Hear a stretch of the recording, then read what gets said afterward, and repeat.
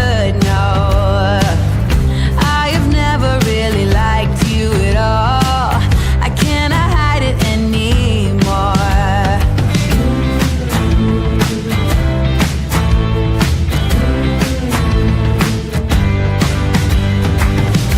I've been thinking about the future, trying to forget about the past. So many ways that I could change for the better. Don't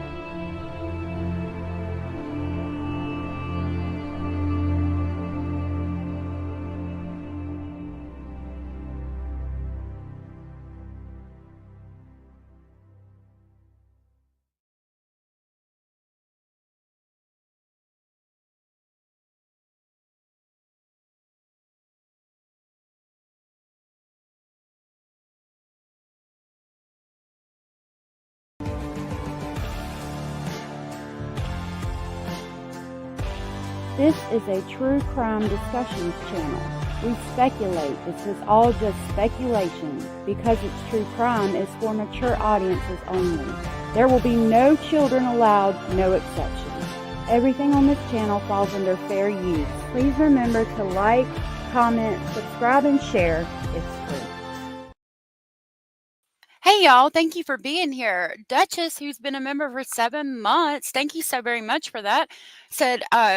Said thank you for highlighting the missing. Thank you for saying that, and thank you for being here. I need to update the video. I felt bad. I've just been trying to get all these cases, the information, because there's a lot coming out. So I will definitely do that tonight. Thank you for sharing that milestone with us today. Let me try to grab your link. Hold on. Yep, here it is. Oh, I gotta access my live on my phone because I'm doing it on my phone. Lord, I'm at my videos. Hold on. I got all discombobulated for a minute. Discombobulated. What a word. Okay.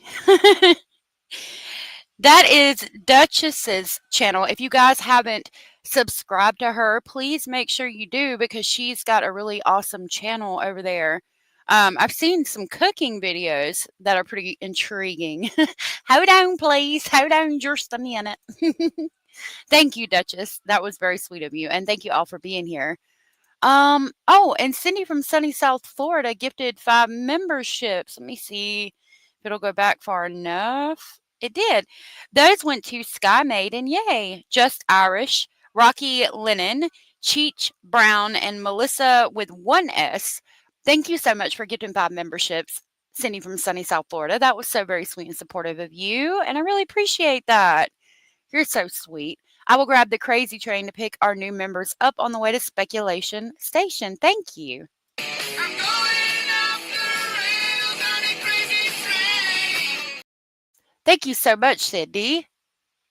Duchess said, I do a little of this and a little of that. I wish I lived out at the beach, but I'm trying to move out towards the mountains, hoping that everything works out. I'm working on it, and I'm working on it in the daytime with a flashlight. Thank you guys. It's good to see you, Nana Rocks, Rhonda. Good to see you, Duchess, Kate, Jenny, Jen, Pisces, Kate K, Southern Cats, Miss Scorpio Rising. Kate K says good afternoon. Hope everyone had a better night than I did. I couldn't even sleep last night thinking about Jaden. It is so sad. I got a lot to say about that. Hey, Edith, good to see you. Jenny Jen, Teresa, Pisces, Parabola. Yes, maybe no. Good to see you. Joe Neal. I saw that Tom was in here. I might have missed him. There's Tom. Good to see you. Sky Maiden is here, now a member. Thank you. Good to see you. Trippy Dead is here. Good to see you. Thank you for being here. And West Side Crime Show is here. Thank you so much for being here. If I missed you, Michael Green Chili Chicken, please let me know and I will shout you out. We're at 10:14. All right. So we're going to talk about Jayden Spicer first. I don't know if you guys know who he is. Let's go over here to YouTube. See, I've got, well, we'll go ahead and get into the article because it'll probably give us a background on it. So let's go ahead and pull that up. Julie Ann, good to see you. You were born and raised in the mountains of Colorado. I grew up a little bit in Appalachia. I want to go back there. Appalachia or Ozarks? It's looking like it might be Ozarks. Alex, good to see you. I know. And it's like the mother evidently had some curious, like, past charges. So why was he put back there? I wonder. I don't know. It's sad. All right. No, thank you. Tourist chased and trampled by an elephant. Oh, Lord. Okay. Mother charged after missing 10-year-old Eastern Kentucky boy was found deceased. And it was updated this morning at 7:32 a.m. There is Jaden. Poor baby. It says the body of 10-year-old Jayden Spicer has been found. Kentucky State Police said Jaden was last seen at his home on Panbowl Branch Road in Jackson, Kentucky on August 5th. 2025. And remember, we had that date that anybody else in the family had last spoken to him was July 3rd. And with it having been so long since anybody had actually spoke to him, we were all kind of curious as to how long he had actually been missing. And unfortunately, it had been a lot longer than was first perceived. Okay. So it says the body of a missing child from Breathitt County was found Tuesday, almost 1 week after family members said they last saw him. His mother was charged in his death. The body of Jayden Spicer was found near Canoe Road in Breathitt County, Kentucky State Police said. Kentucky State Police Trooper Matt Gayhart said in a news conference Tuesday night that the new information led police to search a, quote, heavily wooded area, unquote, where Jaden's body was found buried at about 3 p.m. His mother, Felicia Gross, 33, of Jackson, was charged with second-degree manslaughter, abuse of a corpse, tampering with physical evidence, and falsely reporting an incident. Now, I'm noticing there's no homicide charge. There's no murder charge there. Jaden's body will be taken to the state medical examiner's office for an autopsy, Gayhart said. Gross was being held in Kentucky River Regional Jail. Gayhart declined to provide further details, saying it is an active and ongoing criminal investigation. Continue to pray for a community that grieves this tragic loss, unquote, he said. A candlelight vigil for Spicer will be held at 8:30 p.m. on Saturday in Duffett Park in Jackson. The Breathitt Regional Juvenile Detention Center will provide the candles. And we have this from Facebook. Hold on.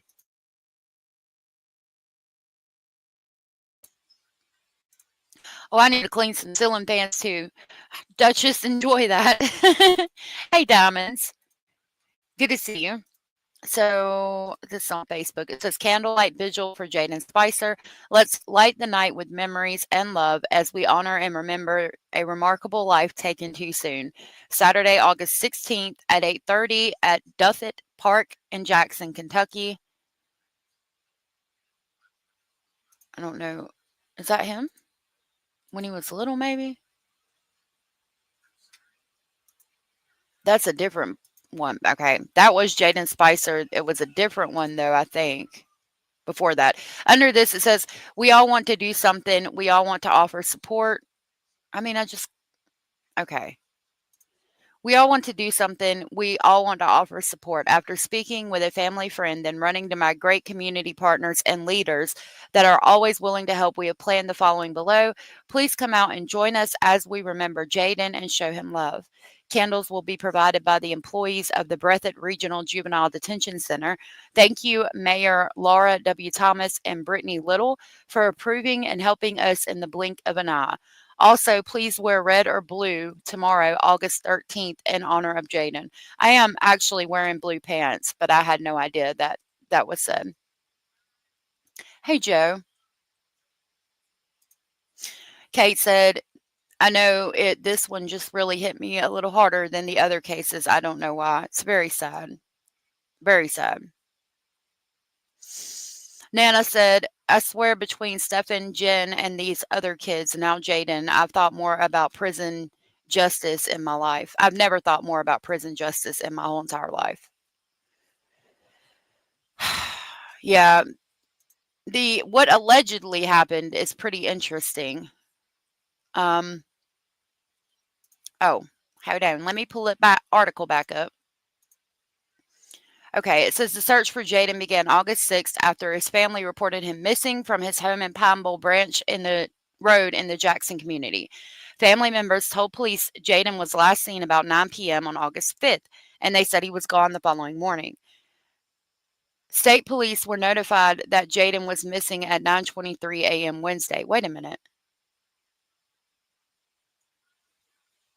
Oh, he was last seen on August 5th. I'm mixing up my dates. Okay. I'm continuing to read. Family members told police Jaden was last seen about 9 p.m. on August 5th, and they said he was gone the following morning. State police were notified that Jaden was missing at 9:23 a.m. on Wednesday.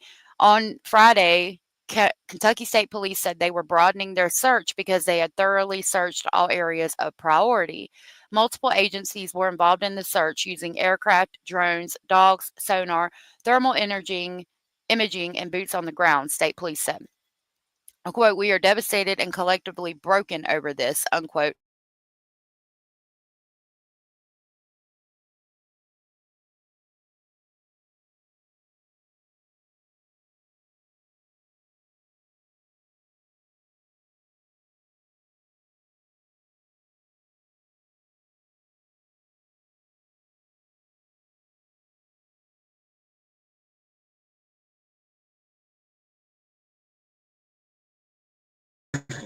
Hey, hold on. I'm on my phone.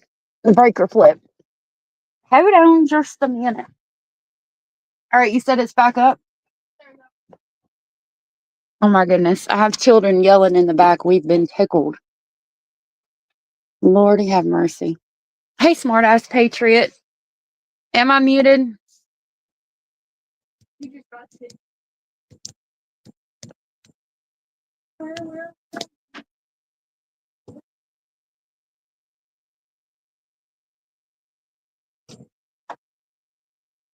Tracy? I don't know if y'all could hear me. All right. I'm logging back in now.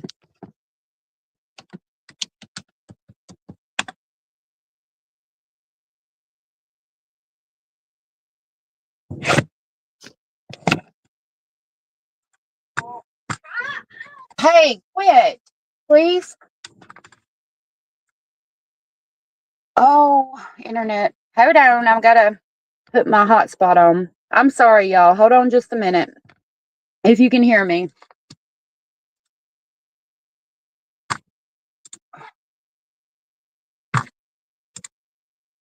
Okay, we need network and internet.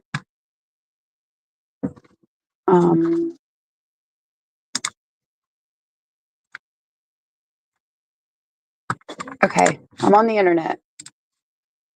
No, let's. Okay, it's loading. Hold on. Hold on just a minute. I hope y'all can hear me. I don't know if you can. Okay, hold on. Let me. Okay, the breaker flipped. I'm sorry. I don't know if y'all could hear me. Hey, Irene. Good to see you. All right, let's pull that article back up. I'm sorry. Had to unplug the big AC because I have a plug-in, and if it gets wet, it'll it won't work. So I moved the air conditioner, even though it's not really hot today. I moved it to another side, and if there's too much on that side, it'll shut the breaker off. So I apologize. I apologize. Hey, Teresa. Thank you. All right. Thank y'all for sticking with me for a minute. I apologize about that. We should be good. All right. Let me go back down to where we were at. Okay. On Friday, Kentucky State Police said they were broadening their search because they had thoroughly searched all the areas of priority. They used all kinds of things, including boots on the ground. We are devastated and collectively broken over this, Breathitt County Commonwealth's attorney Miranda King said at the news conference Tuesday night. She added there has been an outpouring of concern for Jayden from around the world. Jayden is now in good hands and we're taking good care of him, she said. I'm assuming they mean like by the autopsy and stuff, which is interesting that she said he is now in good hands. Margaret Hanson, the library media specialist at Highland Turner Elementary, where Jayden attended school, said Jayden's classmates ask daily if he's been found. That's really sad. Quote, the harsh reality is going to hit them tomorrow, unquote, she told Herald Leader. Quote, Jayden didn't deserve any of this and he will be missed terribly. Court records indicate that Jayden's mother had involvement with CPS in the past. A woman named Felicia Spicer, who is the same age, had a conviction for a misdemeanor charge of endangering the welfare of a minor that dates back to 2015, Breathitt District Court records show. Online court records do not provide information regarding the circumstances.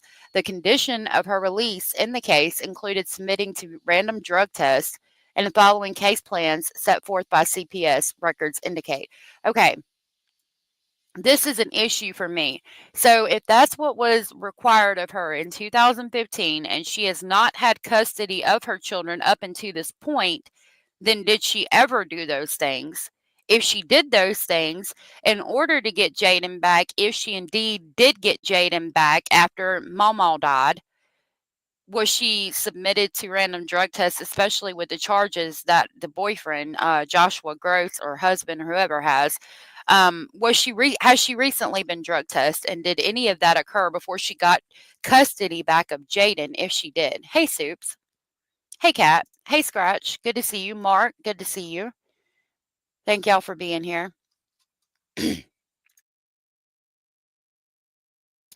So, did she get custody of him back through CPS, or did he end up over there because because Mama died, and then the people taking care of him could not provide the 24/7 care that he needed? And I get it. Like, Mama's at home and Mama could take care of him, but then Mama passes away, and I have to work, 60 hours a week, and I see Felicia, on a pretty consistent basis.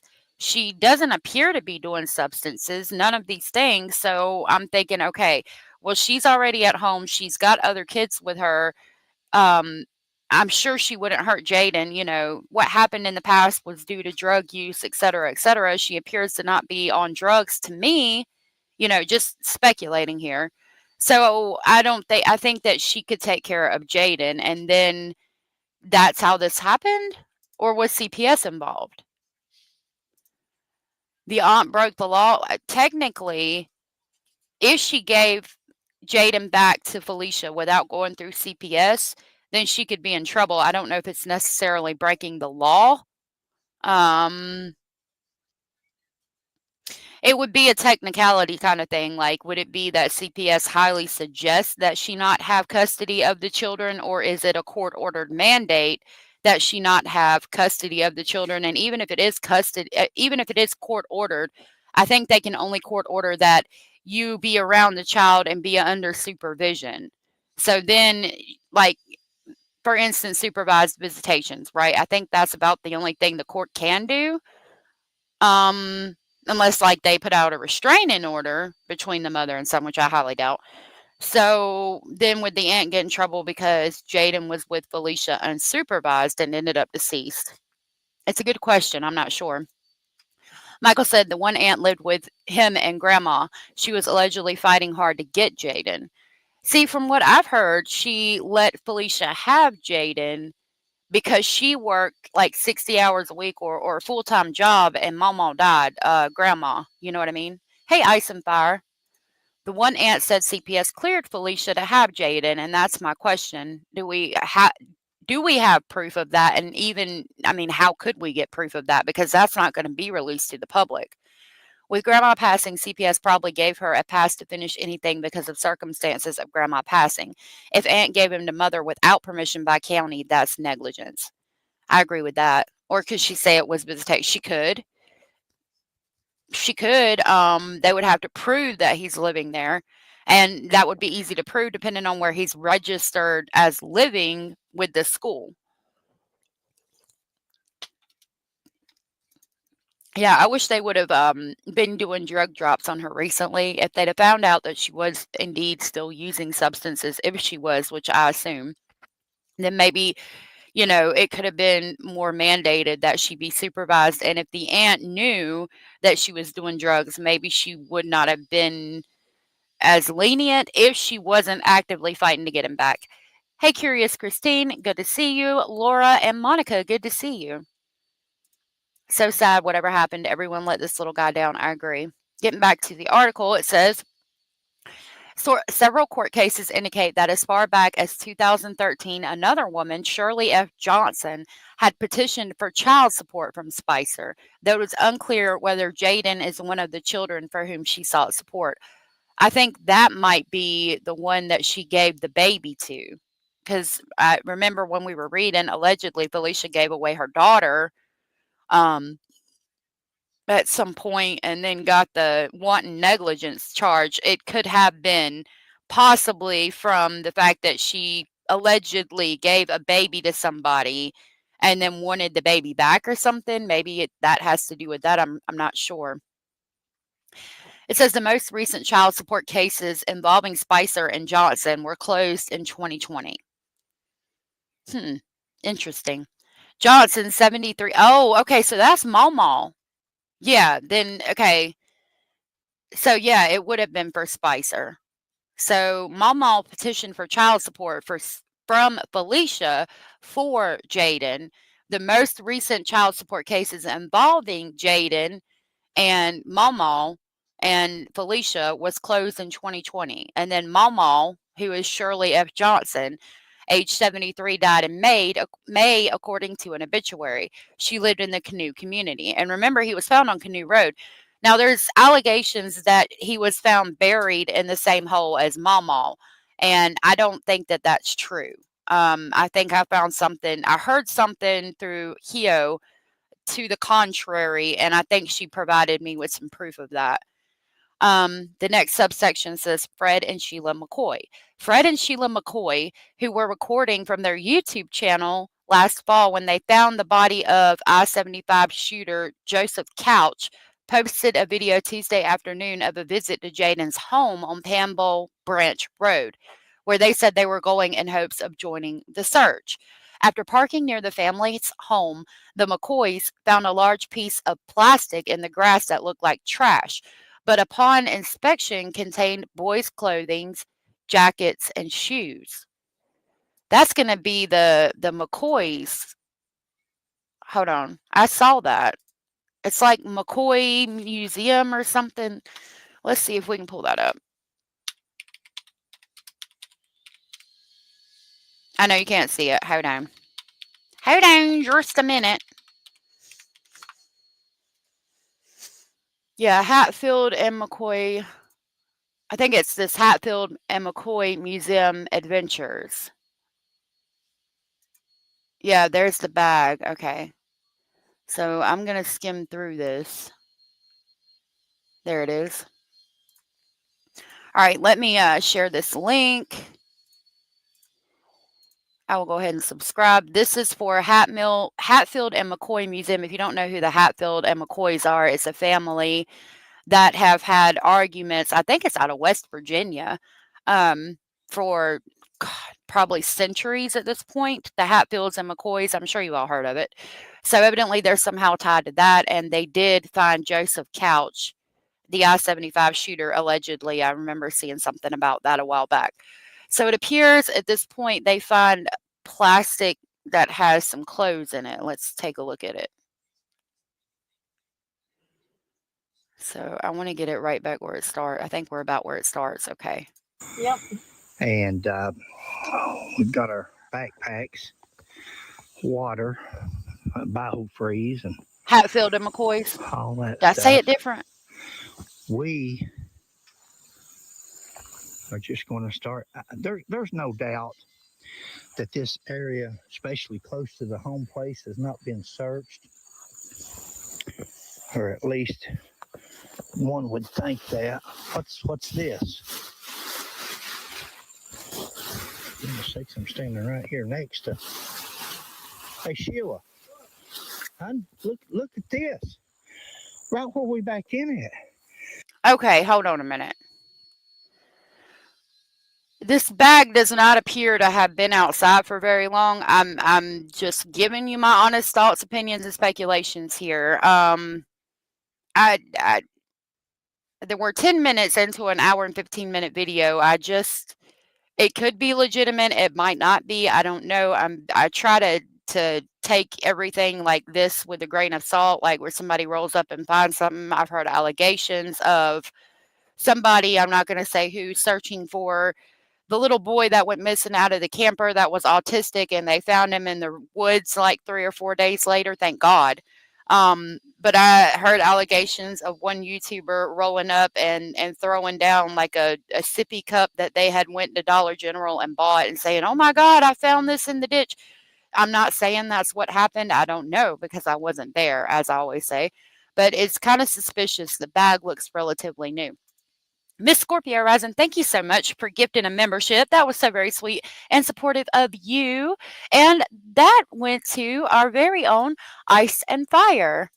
Ice and Fire, welcome to Speculation Station. Let me grab the crazy train and pick you up. I'm going off the rails on a crazy train. Yay! Ice and Fire! Woohoo! Hey, Kim. Teresa said, I'm suspicious too. Ice and Fire said it was between West Virginia, Hatfield, and the McCoys from Kentucky. Thank you for that. Somebody else said it looks planted, and I agree. Hey, Miss King. Good to see you. Yeah, thank you, Miss Scorpio. All right, so let's continue. This is clothing. Was he going to run away? What's this all about? Why ain't nobody?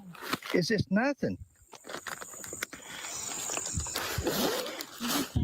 Okay, that did have moisture content in it, like it had been outside for a minute. Hold on a minute. Was he going to run away? What's this all about? Why ain't nobody? Is this nothing? Okay, right here on the very edge of the bag, there is moisture content, meaning it could have been outside overnight or longer. I do see that, to be fair. Look here. It was laying here covered up in this plastic. That shoe is worn. Like, it is dirty. It's not like a brand new pair of shoes, to be fair. Yeah, touching it with no gloves. Oh, yeah. I would think, yeah, normally if you found something like that, you would definitely want to kind of get the police involved relatively quickly. This jacket he's about to pick up does appear to be worn on the sleeves right there. It's a little dirty. It looks a little used. Now, I mean, again, I don't know if it's real or not. They could have got it from a thrift store, to be fair, but it to their credit, it does look worn. And again, down here, you can see moisture content under the bag. Right here, you see little raindrops, and then down here, so maybe it has been outside at least overnight. What is this? Okay, I always get real suspicious when we find letters planted with stuff, but I don't know. It looks like it's been rained on, so the paper, you can't see what was originally written on it, but then you find it in a page protector. That's going to make me more suspicious. I'm going to say, okay, did you put a letter in a page protector with these clothes because you wanted me to find it? Like if the paper said something like, I, Felicia, killed my son, I'd be like, yeah, no, absolutely not. But it's worn. I don't know why it's in a page protector. I guess we'll keep going and see what's going on. That's weird. A little pair of underwear, a little pair of Crocs. Why is the underwear and stuff in bags, I wonder? That's weird. Should we? Would this fit? Is this smaller than a 10-year-old? Well, no, surely they've seen it. Guys, this is what you all followed us on the way up here. We finally passed one trooper. Yeah. That Croc is pretty worn. Hey, Miss Sarah. Miss Sarah says bullshit. Hey, LJ. Boda, thank you. Boda, Andrew Boda? Buddha? Okay. I'll call you Boda or Buddha. Said he talked to them about the bag and was told by parents that the police put it there. He did call police. Thank you for that. Hey, Brenda. So evidently, allegedly, he talked to the family, I'm assuming, about the bag and was told by the parents the police put it there, and then he did call the police. Thank you for that. I appreciate it. And there's nobody. According to the news, they're actively searching for this little boy. What's his clothes for here? But maybe that was covered up with plastic. And I just happened to look down while I'm standing here talking. Now, what is that? Odd. That's very odd. Wow. It's directly across the street in the little area off the road. I'll show you. I muted it so we didn't have to hear all that again, but I don't understand why the police would put it there in a bag directly across the road. See, there's the house. So they pulled in directly across the road, and it's over there. I mean, it looks a little planted to me just right now. But I mean, I think it's weird if the police did put it there. I don't understand why they put it there and why they just left it. Like, I found that really odd. I don't know why the police wouldn't have taken it and have it tested or at least thrown it away if they found it to be trash. This is somebody from the Hatfield and McCoy Museum. It just says Hatfield McCoy Museum Adventures. I'm assuming it's either a Hatfield or a McCoy, especially if they are running a museum.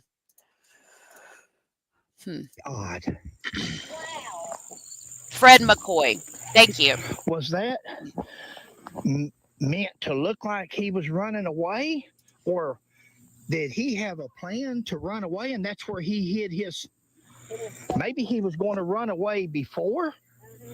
But surely... No, those are all fair questions I would be asking in that situation. Car, good to see you. Princess64 said, who would put winter clothing? We are in the summer. I don't know. She has a $1 million bond. She does. Annabelle Roma, thank you so much for being here. And thank you so much for your super chat. That was so very sweet and supportive of you. And I really appreciate it. Thank you. Annabelle said, thank you for your hard work. Thank you guys for hanging out and listening. I really appreciate it. Thank you so much. That was so sweet. Thank you. So Boda said police didn't put it there. That is what parents said. Okay. So we think maybe they're lying and they put it there, if I'm understanding correctly.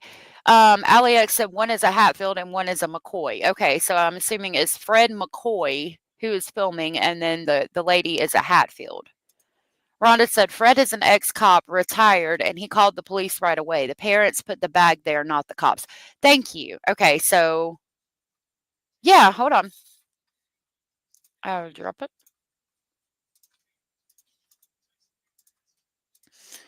Okay, so there is the link.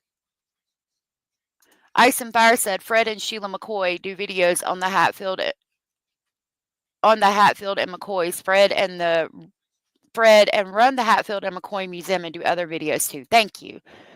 Smart ass Patriot said if they joined and a search and found a bag of clothes, they should have called authorities and not gone through it in case it was evidence. I agree. It looks like a police evidence bag. Why was everything in bags? And I think they have just forgotten it maybe. It's weird that the parents put everything in bags like that. Betty Knight said, I believe they are Jaden's clothes from grandma. That would make more sense as far as it being in bags. Oh, the link for membership. Let me try to find it. Hold on.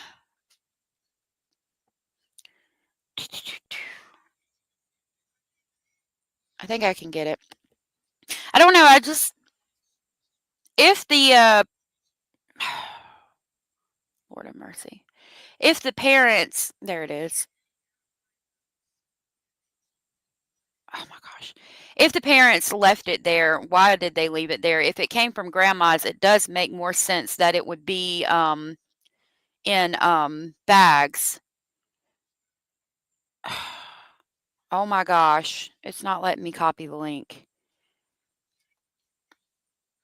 I'm going to play this video while I try to get this. Fred and Sheila are married. Stephanie Garrett, thank you for being here. Evidently, mom gave him sleeping medication of some sort. We'll talk about that in just a minute. We're not the first ones to see this. Oh, thank you. Okay. Or uncover it and pay attention to it. Guys, I don't know where I was filming at when hopefully that's on the front of this when I first turned my camera on, because I'm standing here looking around and I come over here to film you putting your boots on. Yeah. And I look down, so what's this underneath this plastic? Do we have water? I got a canteen, I got water, I got a canteen. Okay. Babe, we got to figure this out. This is strange to being over here. We got to figure this out. Why the state police or Hey, nobody? Shiz. What I was going to say a while ago, guys, you can look around. There's nobody in sight. There's no search teams. And they got mad at us after we found Joseph Couch. Nobody was searching. They'd given up on it. We find Joseph Couch, and when we do, Scotty Pennington and with the state police and Burnett, the commissioner, all of them says, "Oh, we found state police found the body." Posted it all over the internet. State police found Joseph Couch, and that's what people says. Why do you get so mad for, Fred? Because we're out here searching. Yeah, there's not anybody at this point, but at this point, I think it had become an active criminal investigation. I think they knew he wasn't going to be there. And again, yeah, the police, whatever agency arrives on scene first always takes the credit. We were just talking about that yesterday with Giovanni Peltier. His parents are the one that found him, and it says police found him. I don't know. It's all very suspicious. Okay, so that's the bag. Back to the article. While the McCoys were looking around on a hillside along the property, a couple the McCoys identified as Felicia Gross and her husband, Josh Gross, came home. Oh, hell. Well, let's find that. Okay. They talk about clothes. They're looking in the woods. I did drop the link for their video.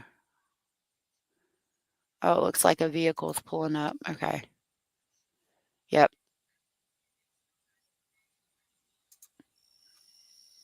All right. Yeah. They pulled right there till they saw us and turned around. Oh, wait a minute. Hold on. Some things in life just ain't understandable, so we'll catch you in a little bit. Hey guys, we're back off the hill. So, you can see they're way up on a hill and their car's down there. Princess 64 said Fred and Sheila are a husband and wife duo. Bless their hearts. That's so sweet. I do agree with that, though. He should know how to use gloves and not be grabbing at the stuff. Brenda, thank you so much for becoming a member. That was so very sweet and supportive of you, and I really appreciate that. I got to post a picture for our members later. I made pickled eggplant. It's an Italian recipe, and I'd never made it, but it's like so good. The kids were wanting to eat all of it that I made. It would be so great in pasta salad. So anyway, be on the lookout for that later. I'm going to grab the crazy train and pick you up, Brenda, on the way to Speculation Station. Thank you so very much. I'm going off the rails on a crazy train. On our crazy train. Thank you so much, Brenda. I appreciate that. Yay, me. All right, so you can see, let me move the comment. You can see, hopefully you can see my mouse. Right here is their vehicle, and then right here's, I guess, Panbowl Branch Road would be this, and they're looking at on the road and in the driveway. We're in front of Jaydens. Oh, thank you, Cara. Trailer.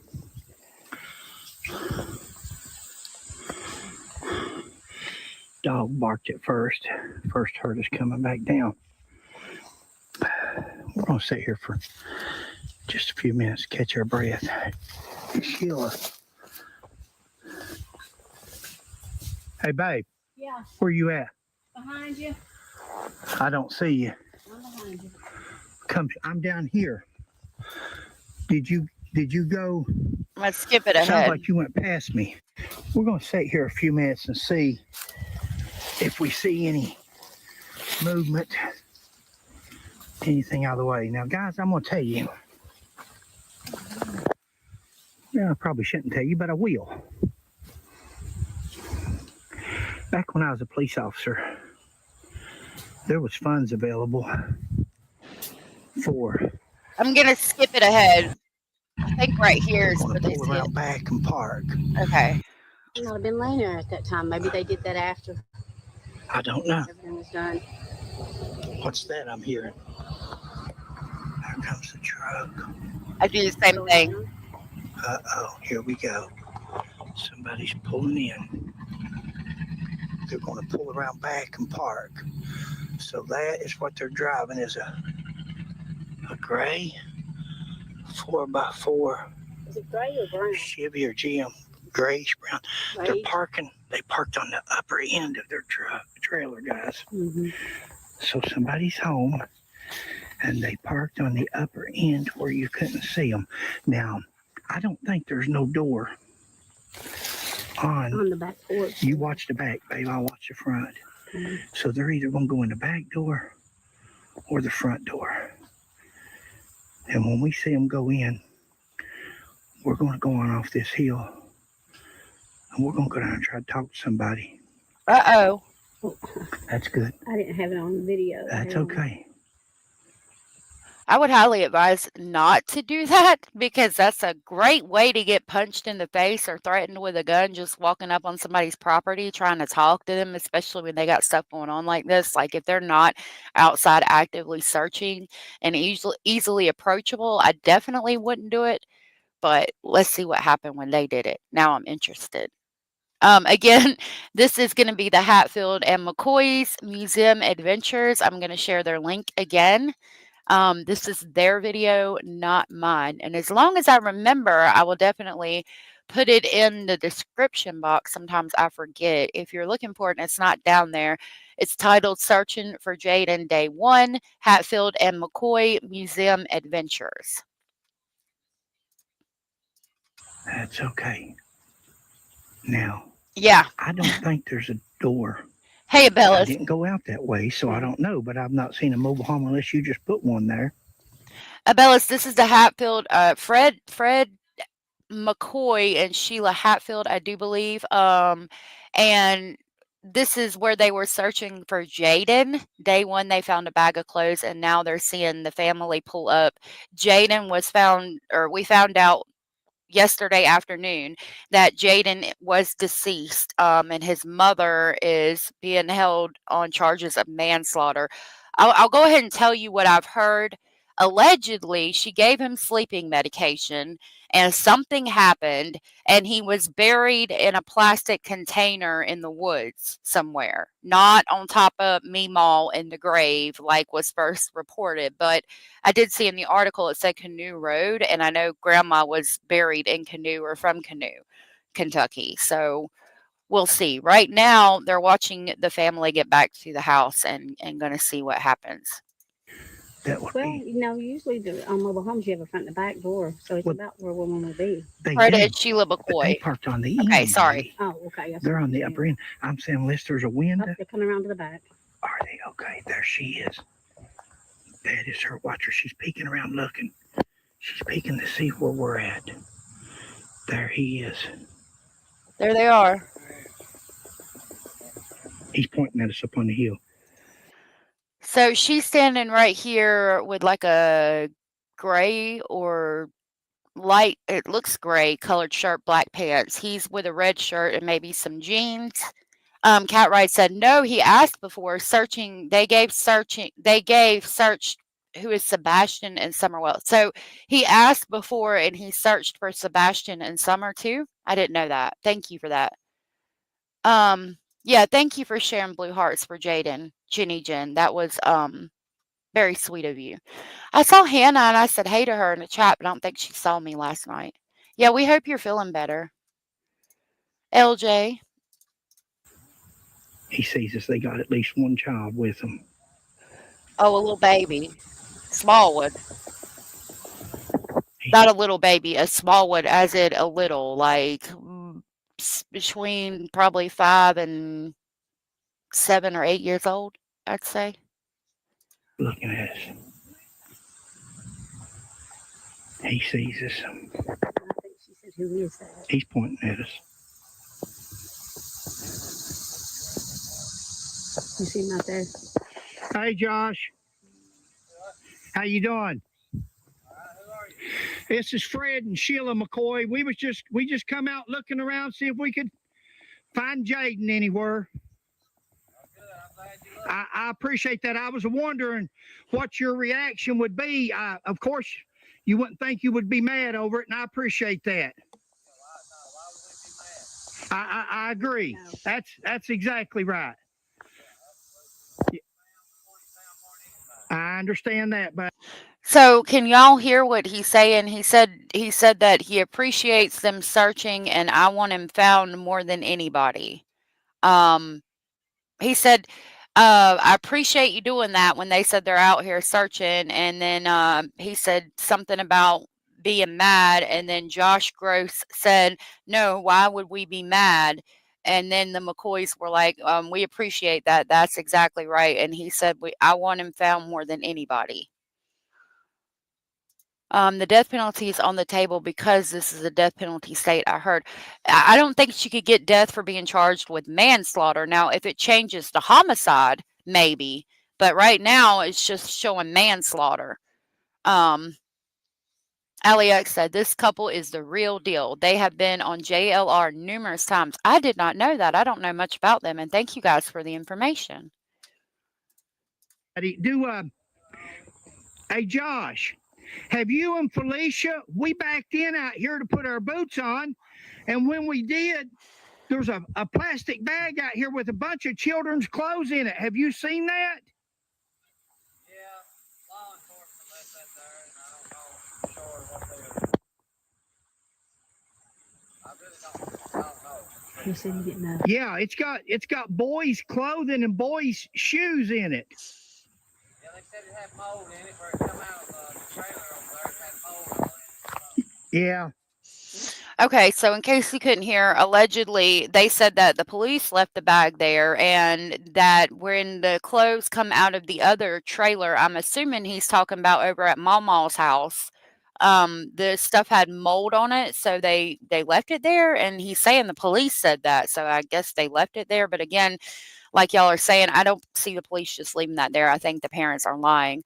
Rhonda said, I believe it can be because it was a lot of things involved other than manslaughter, abuse of a corpse, and a lot of other things. Yeah, you're right. I just don't know if those are death penalty eligible charges, but we'll look it up in a minute. Jayden was actually raised by his grandmother, and then she passed. He was given back to his parents. CPS is horrible. If they took him away, why give him back? We're trying to figure out if CPS actually gave him back, but I don't know that we would know that as the public. I don't know if the aunt let him go back over there because she was working a full-time job and she had 5 other children. And then when Mama passed, there was nobody to provide 24/7 care for him that he needed. Or if CPS, condoned him going back to Felicia and the aunt was actively trying to get him back. I'm not sure. Hey, Winged Matchbox, I like your name. Nice to meet you. Yeah, right, Nanorocks. Police do not throw stuff away like that. Like, they would have took it for evidence. Brenda said, I'm so fucking sick of these type of people. I miss all my 14 grandchildren so much, and one is 16 today. I'm so sorry. I'm so sorry, Brenda.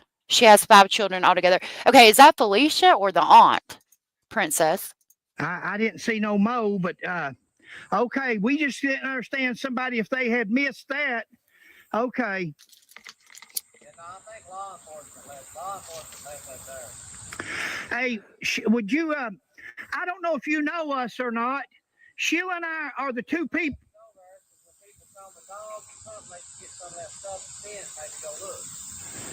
What do you say? Something about going and looking. Can we get in there? We're going to come down. I think he said you might want to leave that stuff alone though, because if the dogs come and looking, they can use it to get the scent and continue to look. Don't care. I'm gonna holler at you. I want to run something by you for 1 second. I'll take a few minutes to talk to you. That's okay, but I really got a lot to do. Thank you, buddy. You on video still? Yeah, Good, because I cut mine off. But guys, he said he'd take a few minutes and talk to us, but he ain't got long. So we're gonna rush down the rest of this hill. Roll down this hill and get to him. And we'll see what we can find out for you. We'll let Tuck you and know. roll. Tuck and roll. All right, hold on. Basil, stop. Can you make it? You okay? They're talking. I'll be on YouTube. here, if we try to be as fair as we can, would you put this in? I ain't gonna do no filming. Okay, so he said this is going to be hard to hear. You're going to have to read the words, but he said we try to be as fair as we can. Do you care if we film you? And he said I'm not doing no filming. I read somewhere CPS gave him back, but I can't verify. I've heard both. Yeah, welcome to our speculating family matchbox. Thank you, Abelis. The aunt had 5 children. I guess 4 is the aunt plus Felicia's 2 daughters. Okay, okay. Yeah, I don't know if I'd have gone to talk to them either. I don't know. They seem approachable, so maybe. That's just why I was going to say, you can clear a lot of things up. That's up to we you. talked to the police. Cooperated every step of the way. We've done everything they've asked us to do. Okay, so again, it's hard to hear. He said, I think if you would just do that, you could clear things up. And Josh allegedly says, we've talked to the police to clear everything up, and we've done all that we can do. Basically, approximately. I'm not translating word by word. Okay. Let's come right here. Hi. That's Josh. Felicia. Okay, so his wife just got introduced to Felicia, and now we're hearing Felicia's voice. Sheila. Basil, stop, baby. Yeah. Here. Oh, no. You know, oh, we just want to search that. I know law. Hey, you know, they in your truck right there. What kind of park? You still the museum. Okay, so he said basically we just want to search back here. Hey, Hio. Hey, Cuban. Hey, Jojo. Good to see you. Camera was in the pocket. Glad you're here. He said basically we just want to search. And police gave us permission to do that, I believe. And he said we're from we're Hatfield and McCoy, from Hatfield and McCoy's Adventures or Museum, basically the channel. And he was over the hill 500 feet, searched 7 days, but we searched northeast and west. He was They're talking about finding Joseph Couch, I do believe, right now, saying that they searched for 7 days, et cetera, et cetera. They were having press conference. And the dogs and everything. So I know that they're not the best searchers. I know that. Yeah, they're not exactly. That's it. We had been in this area. But when we got, that's another question. When we got out of the truck, them clothes, I thought. That's gay. Okay, so he's explaining how the police aren't the best at searching because there was dogs out there and everything, and they found Joseph Couch 7 days later after where the dogs had searched and everything, and Josh is talking about, and then they're talking about they found the clothes, and Josh just said that's Jaden's clothes. Jaden. And the law enforcement, we see he don't live with us for about. I ain't gonna say too much. I know he stayed with his grandmother. Okay, so he said, so law enforcement's come, he's only stayed with us for about a month. I ain't gonna say too much though, he's lived with his grandmother. And then the Hatfield or McCoy guy said that's another question. They come out of something. They come out of that trailer. They said they had mold on it. We haven't. Oh, he's saying that the clothes come out of that other trailer, so I'm assuming Mama's trailer, and they had mold on it. Looked at it. That's what they told us. Went over and We haven't looked at it, but that's what they told us. got it. Oh, so Grandma lives over here? No, on Waves. Canoe. But Canoe. she they've laid it there and left it there. So I just figured leave it there because if people come with a dog or something, they can let them Pick up get it. scent. Maybe Yeah, what better that's scent? why I left it there. Okay, so they went over to Grandmama's house, which is evidently like very, very close in proximity to the house, and they got the clothes, but because they had mold on it, they didn't take them, so they left them out there. So if somebody comes to search with a dog, they have clothes to pick a scent up off of, so they want it left there. They run away. We thought maybe he'd run away and have a little thing fixed because there's underwear in there. There's a little thing of underwear. There's socks. That was all of his clothes. See, we hadn't got a chance to get them. Okay, so that was all of his clothes in them bags because they haven't had a chance to get it from Mama's house yet, and that explains if they did it and it was for the reason of people to come with dogs and search, that would explain why, like, the underwear was in the bags and things like that. Horse lover. I love we hate 1 to 3 hate we have 1 to 3 hate watchers. Yeah, I figured we had a few. Yes, we are talking about, Jayden's case right now. That's kinda odd that the clothes have mold on them. It is, Sky Maiden. Yeah, with mold, like, I would think the smell of the mold would overtake the scent of the child, maybe? Yes, he was found deceased and his mother was arrested, unfortunately. Fred and Sheila said there wasn't any mold on the clothes. Thank you for that, Ice and Fire. Miss King said if they searched before, then they should not be touching the clothes. I agree with that. He only lived with us Has he started to school yet? he was out of school. Okay. Medically We thought maybe he went back to school. Somebody Medically. bullied him or something. Okay, so he was medically out of school. He hadn't started yet. The McCoys are saying they thought maybe he had been bullied or something. In school, he got medically. Whoa, whoa, whoa, whoa, whoa, whoa, whoa. Hold on. Hold on. Yeah. Maybe Yeah, what better that's thing? why I left it there. We thought maybe he'd run away. We thought maybe he'd run away and have a little thing fixed because there's underwear in there. There's a little thing of underwear. There's socks. Yeah, that was all of his clothes. See, we hadn't got a chance to get him. He only lived with us. Has he started to school yet? He was out of school. Okay. Medically. We thought maybe he went back to school. Somebody Medically. bullied him He or tried to something. stab the kid in school, and he got medically.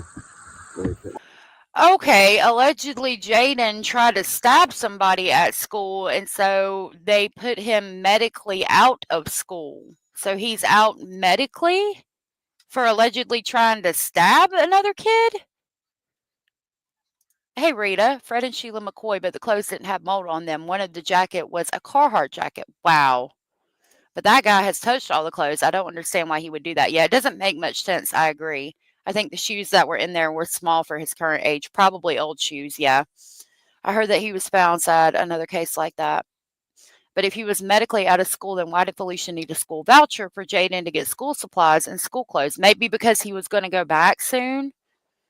That would be my thought. Like maybe he was going to be allowed to go back after being out for some time. I don't know. Hey, Rubber, good to see you, love. I seen you in a couple other chats and said hey to you.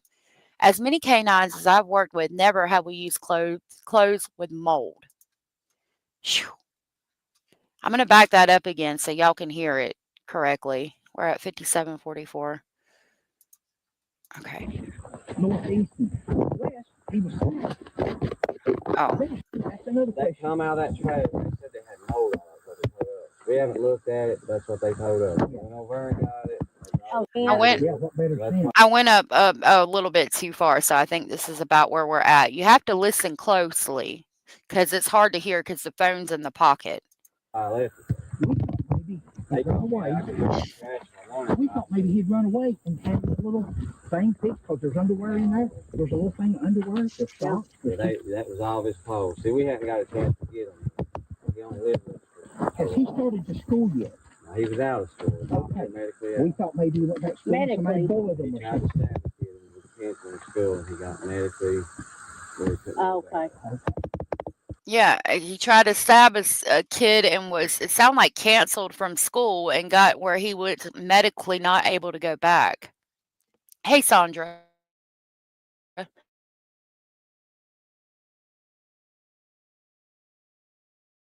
But what is going on? I don't know if I lost service, but also the police wouldn't leave clothes exposed to the elements if they wanted them for a child set. I think that, like, yeah, I agree with that. I think they meant like if somebody from the community brought a dog out to search, but so they left it out there for them. I don't know. It's weird and suspicious. Sky Maiden said, assuming if the clothes had mold and they came from the grandmother's house, could you imagine the condition of the house to have mold on the clothes? Yeah. I mean, I would hope they didn't.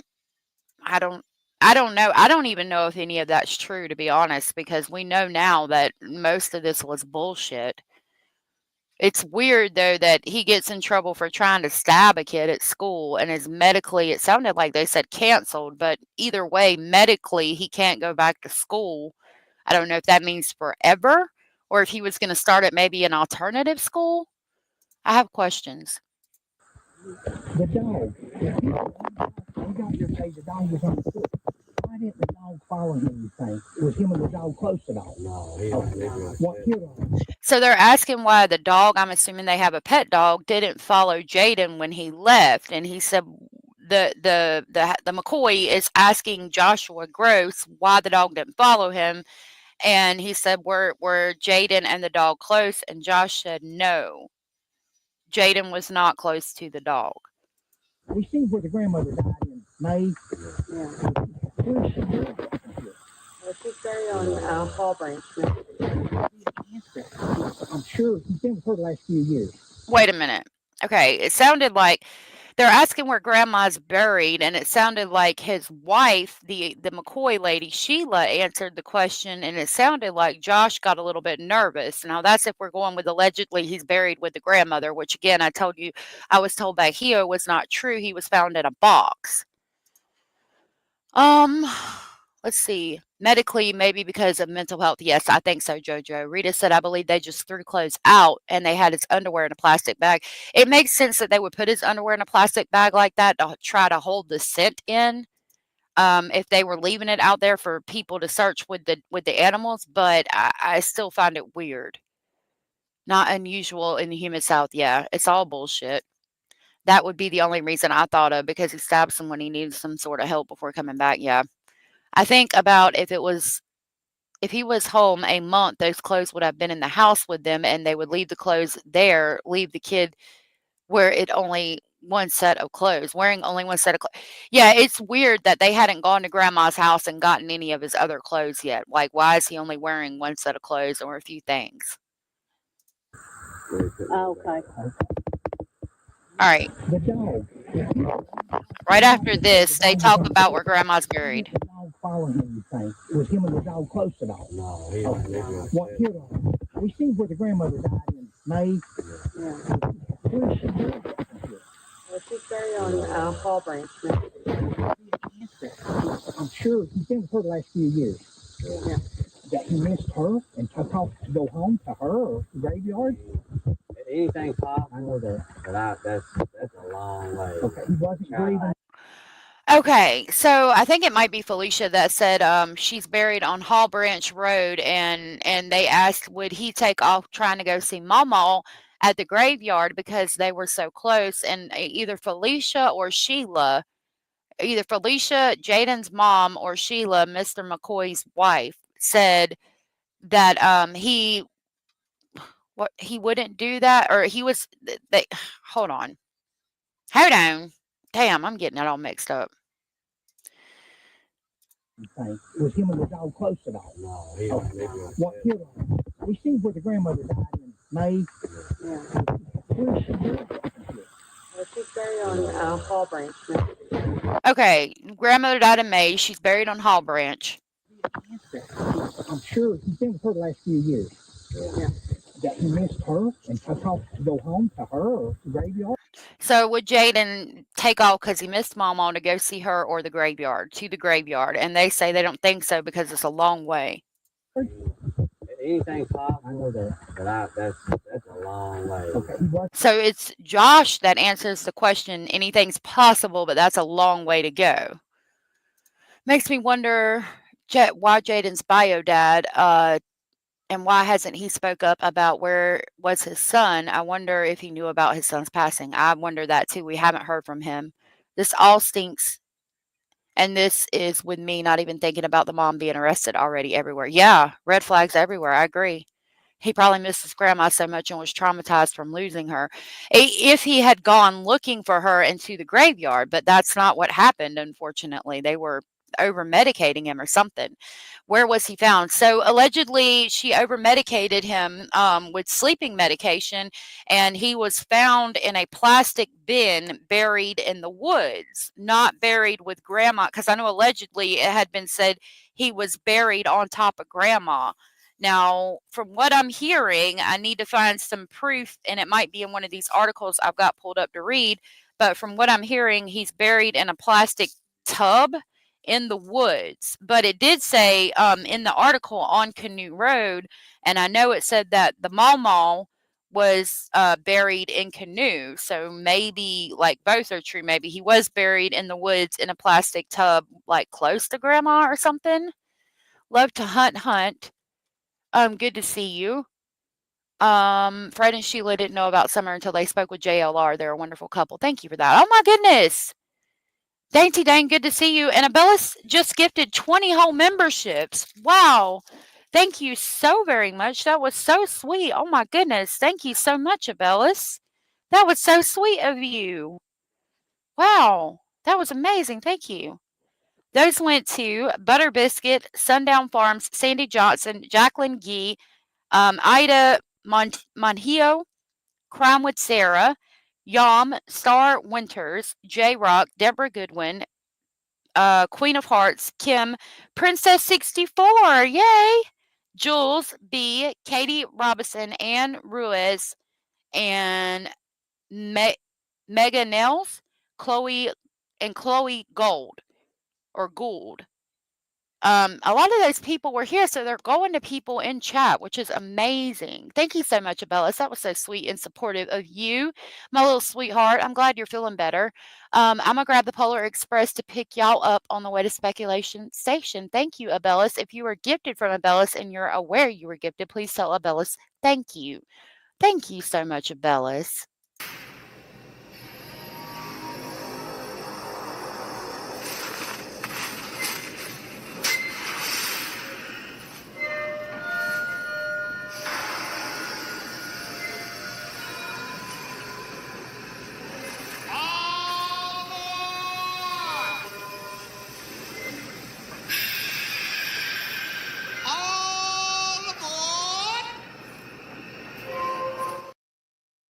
Thank you, Abellis. I scrolled down now. Cuban Dolly said, choo choo. Okay.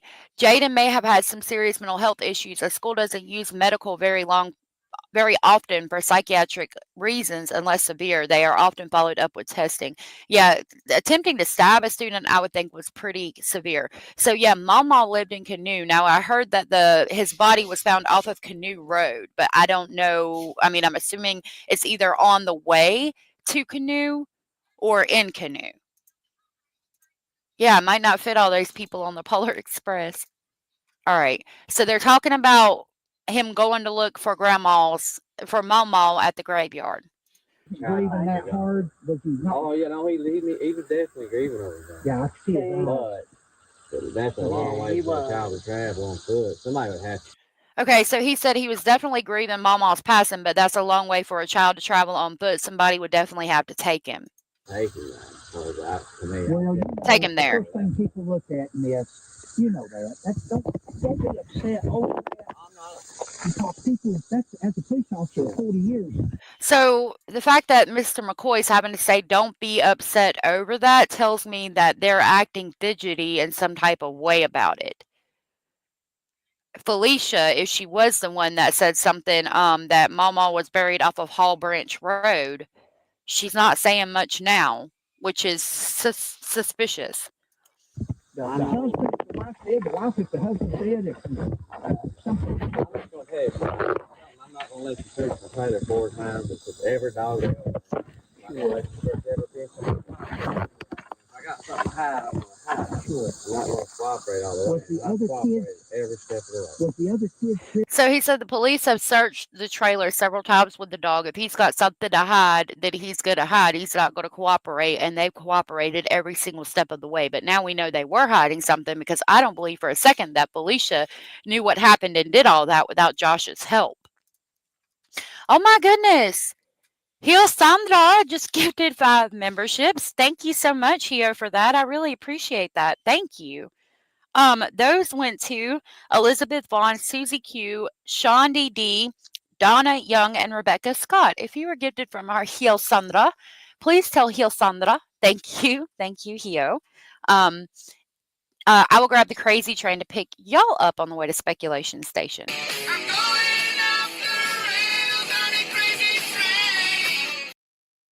Thank you so much, Hio. Uh, Poor Jaden's dark, sunken eyes and very thin looking. He needed some TLC. I agree. I've been watching and reading True Crime 14 years and loved it as a teen. It feels like what is happening. It's more sadistic and evil, normalized to some. It's sick. I agree. So sad. I hope they lock Josh up. Yes, it was Felicia that said that. Mm. Yeah, he knew. I think he definitely knew. Hey, Mama Sleuth. Yep, Hio always on fire. Thank you, Hio. That night, and the other kids, they saw him as well as you all did, because YouTubers, you know how the people says things, and that was one of my questions, so we can say, hey, there was other people besides Felicia and Josh that seen him that night. So they're trying to verify that somebody else saw him talking about the other kids in the house seeing him that night. They want to verify that somebody other than Felicia and Josh saw him. Megan Ellis, thank you for saying thank you. That was so sweet of you. I appreciate that. The article said that he was not found on top of Grandma. I wasn't there, of course. Thank you for that. And I do have the articles. I haven't gotten through all of them. I'm wondering if he was found near Grandma, not necessarily on top of her, but close to her. Maybe we can get the exact locations during some point today and see if we can map it out. I'm sure I could find where Grandma's buried. I don't know if they're going to give me the exact location. They did say off the Canoe Road. So when we go back to the article in just a minute, we'll see if we can map it out. Just YouTube. Because some people saying they've been gone for a week. You know, maybe it's been gone for a week. Now reporting. Y'all, I probably there've been cars back here left and right. I don't care to talk to and stuff, but And you've been That's there fine. we just want to help find Jayden. And anybody that's willing to help is awesome. We appreciate it. Yeah. We're going to go. I'm 70. Okay, so he's saying we appreciate anybody trying to find Jayden, and we want to help in any way we can as far as that goes, and that they're cooperating. Years old, almost. They're like, hey, I'm going to go get something to eat. I know they've done search, but would you care if we walk around? Do we have permission to? More than willing. I didn't see no trespassing signs. Thank I you. thought, well, they're not telling people not to. You're more than willing. Yeah. All of us. Okay, thank you. Thank you. Okay, so Josh Gross told him they're more than willing to search. I mean, he's more than welcome to search all around the trailer. Find something they didn't, but we did before. The God leads us. Yeah. The good Lord leads us. We just know what we looking for, that we would find it. We knew we was going to find it. That guy. We just knew for 7 days and It's nice meeting you. nice meeting you. Thank you.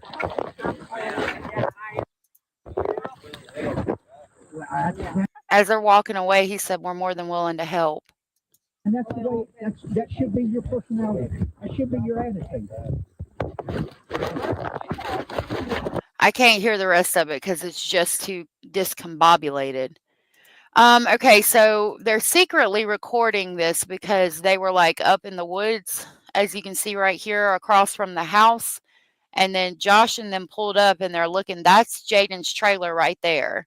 And they asked them if they could record the conversation, and they said they didn't want to be on camera. So he stuck the phone in his pocket to record the conversation, but he didn't get it on camera. So like the first part of the video from the Hatfield and McCoy Museum Adventures, you know, they're pulling up, they're finding the bag of clothes here with all the stuff in it. And then they're up in the woods, and then they see them pull up, and then they go down and try to talk to them. See, there they are, Felicia, and there's a child, and there's Josh Gross right there standing on the porch. And they have to stick the phone in the pocket because he says he doesn't want to be filmed. And so the whole conversation happens while the phone is in his pocket, and then they continue to do whatever. So lastly, one more time, I'm going to drop the link, but if I forget to put it in the description box, it's titled Searching for Jayden, Day 1, Hatfield and McCoy Museum. So now we're going to go back to the article right after I drop this, and I do appreciate them going out and searching. Yeah, they seem like really nice people. They really do. I had never watched any of their stuff before, so I wasn't sure. So it says, after parking near the family's home, the McCoys found a large piece of plastic in the grass that looked like trash, but upon inspection contained boys' clothing, jackets, and shoes. While the McCoys were looking around on a hill alongside the property, a couple McCoys identified as Felicia Gross and her husband, Josh Gross, came home. The McCoys recorded audio of their conversation with the couple, asking them about Jayden and the clothing. The man identified as Josh Gross can be heard in the video telling the McCoys the clothes belonged to Jayden. Quote, law enforcement left that there, unquote, he said. He said Jayden hadn't lived with them long and was not in school at the time of his disappearance. He said they cooperated with the police, quote, every step of the way, unquote, quote, we've done everything they've asked us to do, unquote. He can be heard saying at one point on the video. And that's the end of that article. I've got a couple on this. Hold on just a minute.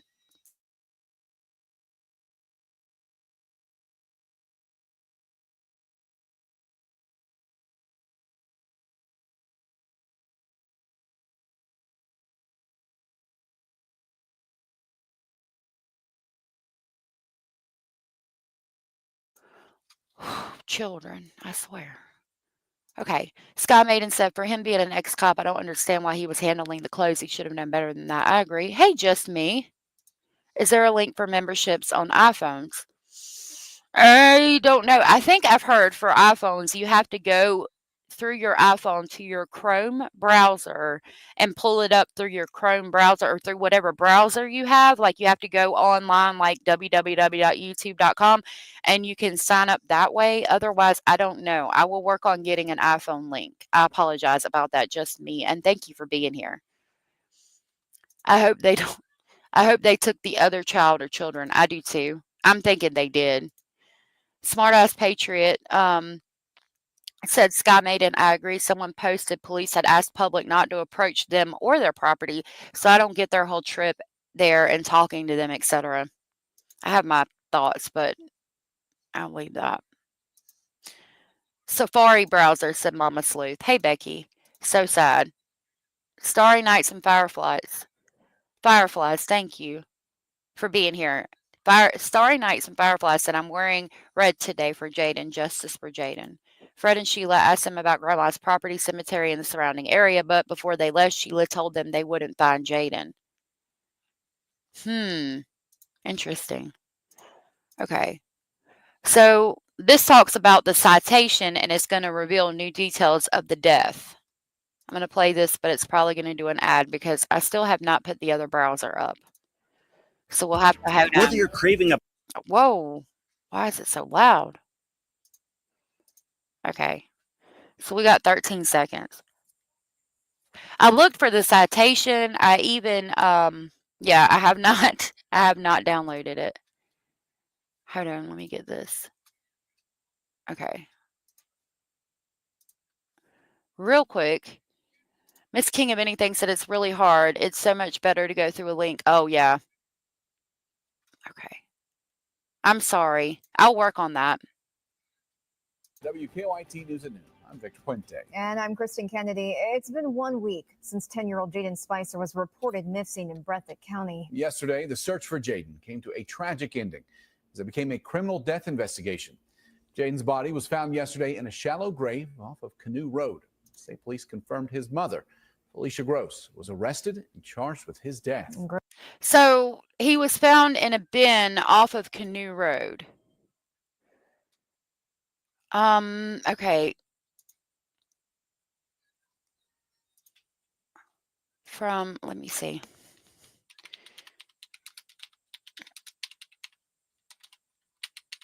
I'm gonna do this from here.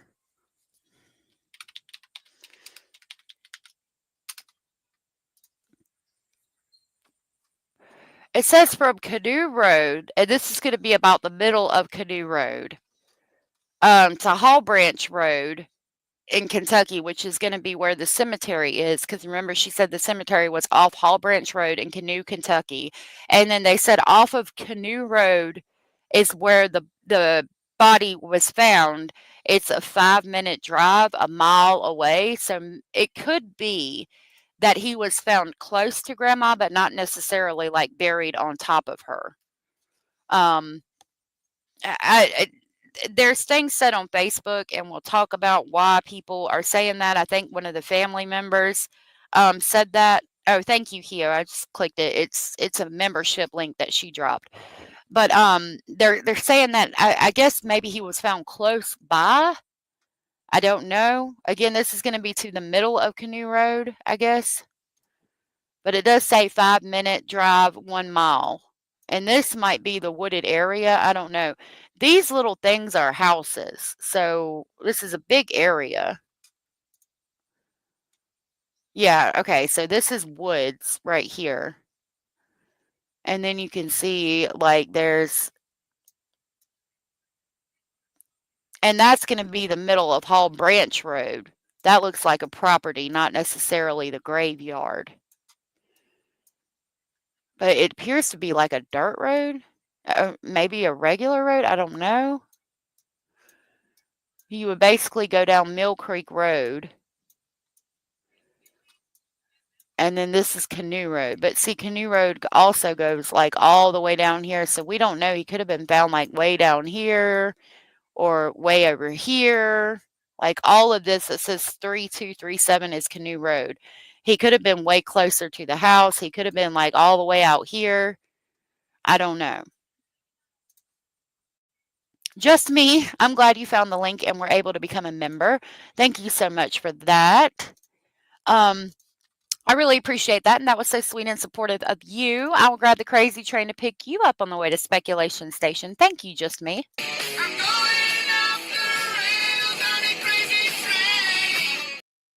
Thank you so much, Just Me. I appreciate that. Love to Hut said, I think Fred was just dumbfounded that the bag of clothes and another pile of clothes were left out there with all law enforcement in that area. I agree. Maybe so, and didn't think about it.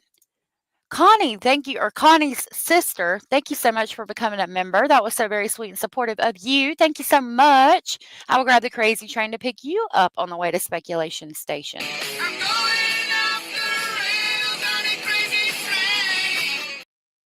Thank you guys so much. That was so sweet and supportive of y'all. Bruce is now facing 5 criminal charges in that case. WKYT's Destiny Quinn joins us in studio to break down what we've learned so far. Destiny. Felicia Gross first reported Jayden missing August 6th and told police she had last seen him the night before. Her arrest citation says she confessed to officers during an interview at the Jackson Police Department yesterday. Gross told officers that she had given Jayden sleeping medication, and that medication caused him to have a medical emergency. It goes on to say in part, quote, Okay, so she was giving him sleeping medication and it caused him to have a medical emergency. So I'm thinking, how much damn sleeping medication did she give him? She did the Benadryl OD. Good God, how much Benadryl did she give him to overdose? These adults are without excuse. Someone should speak up. I agree. Josh told Fred and Sheila that the police put the clothes out there. He did. So if it is Benadryl, damn, how much did she give him? Jeez Louise. A lot. I mean, you would have to for him to have a medical emergency over that. She had transported Jayden's body to a wooded area on Canoe Road near the mouth of Joe Little Fork. If we go back over here, this is Middle Fork, Kentucky River.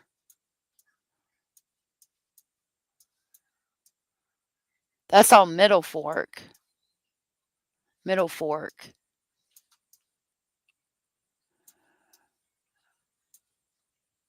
Middle Fork. Yeah, I don't know. I don't even see a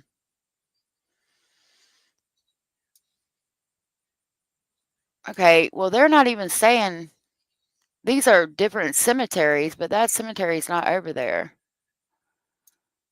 There's Spicer Road and Spicer Branch. But I don't see a Joe Fork.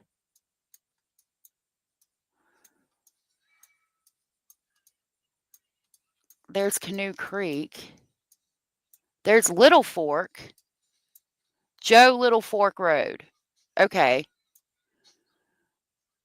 So Canoe and Joe Little Fork meet over here. So somewhere in this area, I'm thinking. Didn't they say Little Fork? Let's go back over here and back that up a second. It goes on to say in part, quote, she believed Joe that he Little had Fork. passed away from this medical emergency, and she had transported Jaden's body to a wooded area on Canoe Road. Jaden's remains were found buried in a plastic tote. Officers also. So yeah, if I had to guess, I would say it's definitely right here, because right there is Joe Little Fork Road, and this is Canoe Road. So somewhere in these woods right here, over here, or over here, or over here. And Grandma, okay, we need to remember where these two roads intersect. Grandma is buried way up over here somewhere. So it wasn't anywhere close to Grandma's grave site. If it is indeed up here. I mean, this is a mountain, there's a holler, here's a mountain, there's another holler. So, I mean, there's several hollers away. That's crazy to be looking at a map and see where this baby's body was, somewhere in these woods over here. That is insane. Couple that found Joseph got a $32,000 reward. That's crazy. To sleep occasionally, but didn't take too much. Yeah, that shit's scary. And I don't know. You'd have to give him a lot. Plus, it's not like he's a child that never took medication before. It sounds like he was on medication pretty much daily. A Valley, I'm sorry. Oh, that's a good point, Rhonda. He probably fell asleep and vomited in his sleep and aspirated on it. That's true. That could have. Hell on Hills, good to see you. Not far from the aunt's house. Is it really? Okay. Yeah, when they're sick and things, yeah, it's not a big deal, but, like, giving them a freaking ridiculous amount. Mama Sleuth said 44 to 54 pounds would be 25 milligrams or 10 milliliters, 2 teaspoons from Google. Was this premeditated? I'm not sure. Say Felicia coached Jaden's siblings into what to tell police during their interviews.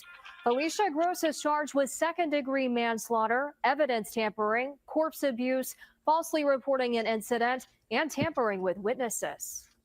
So, VIX Micro es lo que te gusta ver en un formato perfecto. okay.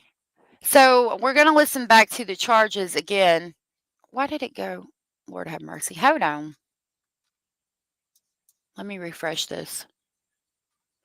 I have to wait for another ad. But I want to listen to the citation. I know that, like, okay, tampering with the corpse is going to be moving his body from where he died. Tampering with witnesses is going to be the fact that she coached the children on what to say. Let's see. August 6th, last seen him. Arrest citation says she confessed to officers during an interview at the Jackson Police Department yesterday. Gross told officers that she had given Jayden sleeping medication, and that medication caused him to have a medical emergency. It goes on to say in part, quote, she believed that he had passed away from this medical emergency, and she had transported Jaden's body to a wooded area on Canoe Road. And he was buried underground in a plastic tote. Jaden's remains were found buried in a plastic tote. Officers also say Felicia coached Jaden's siblings into what to tell police during their interviews. Felicia Gross is charged with second-degree manslaughter. To see that second-degree manslaughter, it's not premeditated homicide. So I have questions. That makes me think that it was an accident, and she reported it as an accident, so therefore got charged with manslaughter instead of homicide. Evidence tampering. Evidence tampering is going to be because she moved his body, put it in a tote, and buried him. I mean, obviously his body and anything around him at the time, including the scene where it happened, is evidence that they would want to keep, and they don't have that because she tampered with it and moved him and buried him. Corpse abuse. Corpse abuse is going to be taking his corpse, putting it in a tote and burying it, I would think. As of right now, with the information we have, let me reiterate that. That's what I'm thinking, each charge is for. Falsely reporting an incident. Falsely reporting an incident is making up the story about Jayden having left in the middle of the night. And tampering with witnesses. Tampering with witnesses is going to be coaching the children on what to tell police.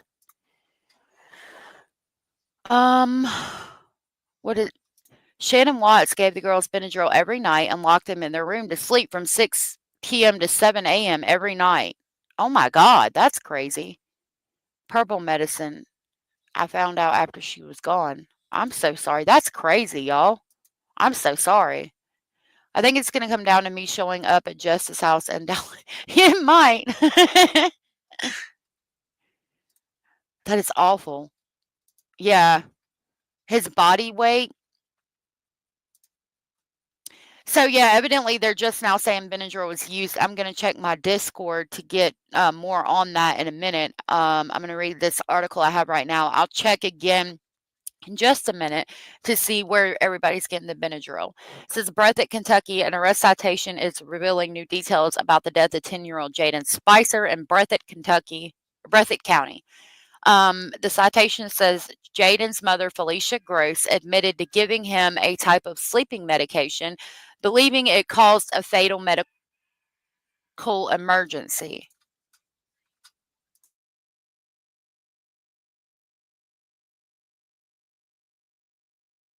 I got a baby pterodactyl in there. All right. There's Jayden and there's his mother.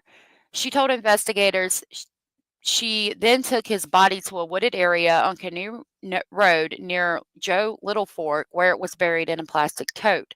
Kentucky State Police says Jayden's remains were found there on Tuesday and sent to the medical examiner's office for an autopsy.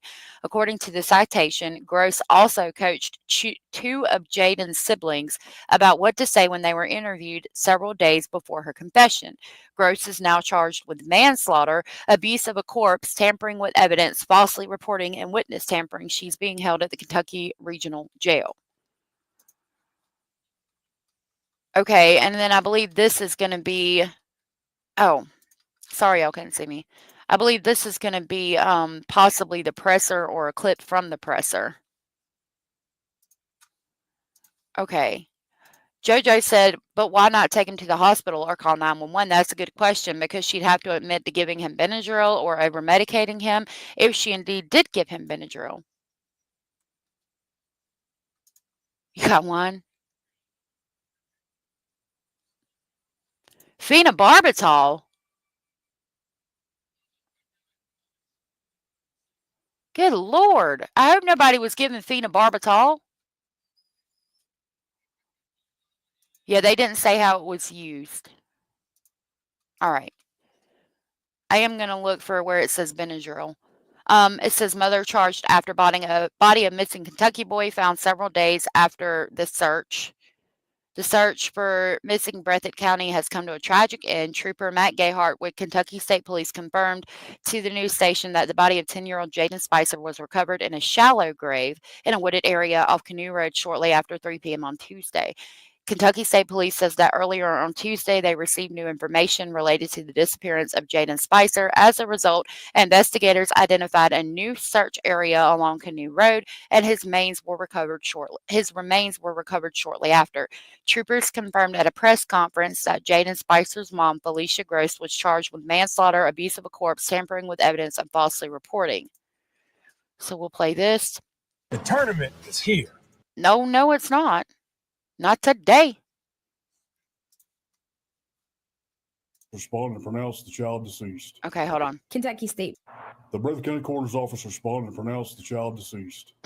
Kentucky State Police Trooper Matt Gayhart says after the department received a tip, they searched the area off Canoe Road where they found the body of 10-year-old Jayden Spicer. This is an area that Senator Brandon Smith says he helped search. He says after reading about Jayden on social media, he knew he wanted to do more. Went to ground zero and literally started on every gravel road till it ended. Every garbage pile, every empty house. Trooper Gayhart says now that Jayden's body has been found, this is a criminal investigation being led by Kentucky State Police detectives. Smith says he hopes this helps people to realize how helpful police tips can be to an ongoing investigation. If you see something, don't hesitate. I mean, it could be an honest mistake, but I would report it and come forward like we saw an individual do in this case. So somebody came forward. I thought the mother confessed, but it was after somebody came forward.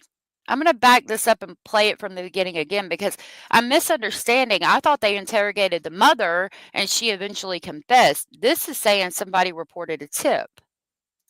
Hold on. The Breathitt County Coroner's Office responded and pronounced the child deceased. Kentucky State Police Trooper Matt Gayhart says after the department received a tip, they searched the area off Canoe Road where they found the body of 10-year-old Jayden Spicer. So they do say tip, but I was thinking it was a tip from the mother. This is an area that Senator Brandon Smith says he helped search. He says after reading about Jayden on social media, he knew he wanted to do more. Went to ground zero and literally started on every gravel road till it ended, every garbage pile, every empty house. Trooper Gay. So I guess that's the senator, and they went and searched everywhere, basically in at every road, everything, and then they found it. I'm assuming. Yeah, I'm assuming now after hearing this that she confessed after the tip. Oh wow. I hope your baby's okay. That's where it's important, you know. Sometimes if they have Tourette's or seizures, it will be phenobarbital. I feel like if it was Benadryl, reports would call that allergy medicine, not sleeping meds. Maybe depending on the use of it. Hio said, I see sleeping medication. I cannot confirm Benadryl as a sleeping medication used. Okay. So we'll see what we can find. I don't know. Melatonin. I took one time and absolutely not. I could not do it. That's what I used because as I told you, when Mr. Speculating and I got together, he had 4 small children between the ages of 2 months and 5 years old, and they all have ADD, ODD, A, B, C, D, E, F, G, H, I, J, K, L, M, N, O, P. And they would literally sleep for like 2 hours a night. And they would get up and they would get in the refrigerator and they would throw all the eggs on the floor and they would dump out the chocolate milk powder and they would just go crazy. And they would literally like only sleep for 2 hours. So I did give them melatonin, but like the lowest dose that you could possibly give a child in the gummy form, and like I didn't even do that very often. Just like if they had been not sleeping for a while and they needed to go to sleep at night because they would get up and do crazy things, and you can't have children that small running around unsupervised while you're trying to sleep. Yeah, valerian root is also good, but we just use melatonin. I didn't never use, the whole alphabet, the whole alphabet, bless their beautiful little hearts. We never used Benadryl. Hart says now that Jayden's body has been found, this is a criminal investigation being led by Kentucky State Police detectives. Smith says he hopes this helps people to realize how helpful police tips can be to an ongoing investigation. If you see something, don't hesitate. I mean, it could be an honest mistake, but I would report it and come forward like we saw an individual do in this case. Kentucky State Police Trooper Matt Gayhart confirmed that Jayden Spicer's mom, Felicia Gross, was arrested and taken to Kentucky River Regional Jail in Hazard on multiple charges, including manslaughter. I really want to know why it's manslaughter, not homicide. Hey, Paloa's mom. Yeah, I'm hoping that everything's okay, Mama Sleuth. Hey, AM. Yeah, chamomile is another good one. I would like to assure the public that now, thanks to these guys, Jayden is now in good hands, and we're going to take care of him. Breathitt County Commonwealth's Attorney Miranda King says the next step is to make sure there is justice for Jayden Spicer. Spicer's mother was also charged with abuse of a corpse, tampering with physical evidence, and falsely reporting an incident. It is our top priority to protect the integrity of this investigation and seek justice for Jayden. Jayden's body was taken to the state medical examiner's office in Frankfort for an autopsy. In Hazard, Madison Carmouche, WKYT.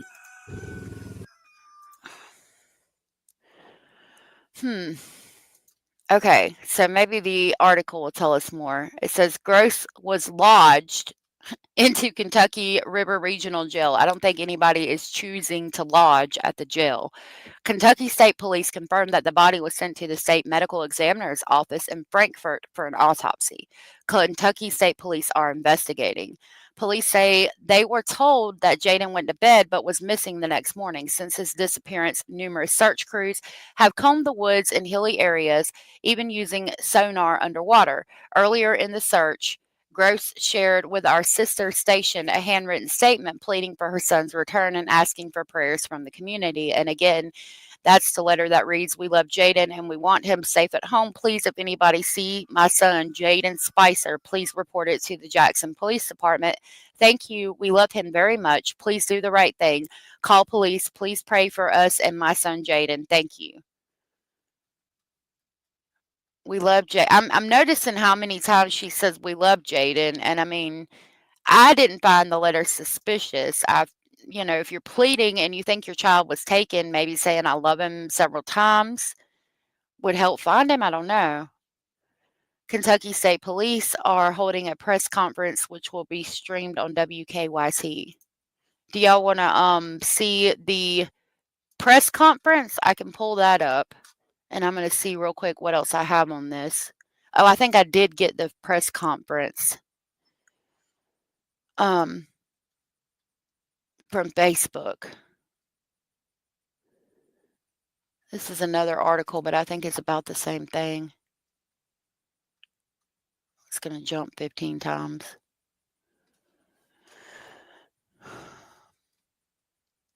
Yeah, the boy's remains were sent to autopsy, and they said no additional information is being released at this time as police continue to investigate. Gross, who previously served 1 year in jail for endangering the welfare of a minor, is being held at the Kentucky River Regional Jail. I didn't know she had done a year previously in jail on the other charges. Where'd I got too much pulled up? Okay. Hey, Darla. Or Diana, good to see you. Unfortunately, toxicology takes a couple weeks. Yeah, we probably won't hear much.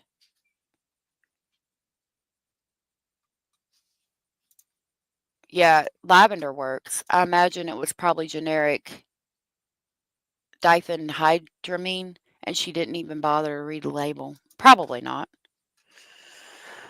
Okay, let me see what's new on him. I do have the presser we can watch.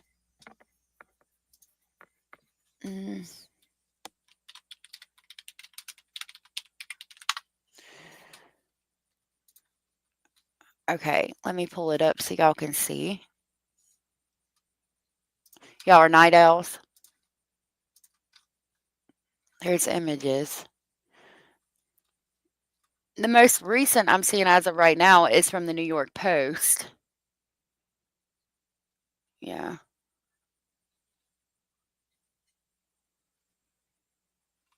Yeah, I'm not seeing anything new.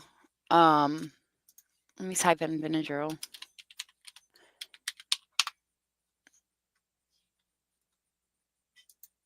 I don't even know how to spell it. B-E-N. Ben. I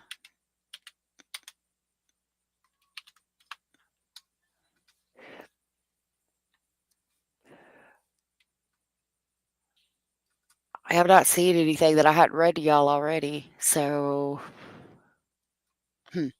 okay. Let me go to why we thought he was in a shallow grave.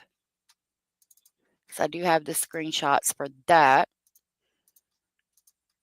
It might be on Facebook where they talk about it, but again, I'm about to show you screenshots that evidently were not accurate from Facebook. So we'll have to visit those places lightly. So this is from Maria Herrera, and it shows Jayden, the bag of clothes they found, and Felicia. Missing 10-year-old Jayden Spicer found deceased. Mother confessed to killing him. Jayden has been found buried in the cemetery by his grandmother. Sources within the community have made unconfirmed claims that Jayden's mother, Felicia Spicer, also known as Felicia Gross, may have confessed to the involvement in his death. Authorities have confirmed the tragic discovery of the body of 10-year-old Jayden Spicer, bringing a heartbreaking end to days-long search in Jackson, Kentucky. He was reported missing on August 6th and last seen at his mother's residence on Panbull Branch Road. So this one says Jayden has been found buried in the cemetery by his grandmother. But, I mean, we looked at the map and it was nowhere near the alleged cemetery. This one says she's saying she overdosed him on sleeping pills. I don't believe it. I feel like this baby went through way more trauma than what she is saying, and I feel she is covering for the boyfriend also, or she gave him something stronger than sleeping pills. I'm betting this child was homicided long before she reported him missing. School was about to start, so she had to come up with a reason why he wasn't there, so she made the whole missing story up. There's no way the boyfriend didn't know anything. He had a hand in it, somehow, I'm sure. This child should have never been given to this so-called mom that obviously has put him in danger or abused him before. I'm betting there were no welfare checks on him since she did. Okay, sorry. I'm betting there were no welfare checks on him once she did get him back. I don't know how CPS can sleep at night knowing they allowed an unfit mother who was a danger to the child to take him, and look what happens. I hope every day she breathes is hell on earth for her and anyone else involved in taking this sweet little boy's life away. Yeah, nobody saw him for weeks. Yep. Parents would tell us, honey, ain't no shame in giving the kids Benadryl so we could get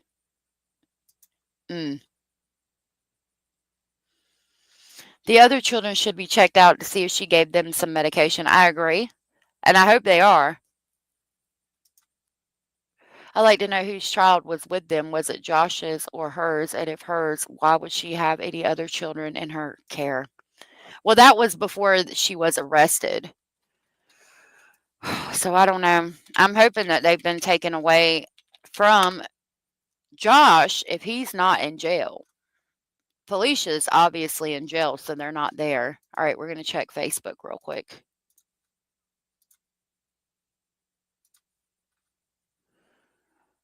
That was August 7th.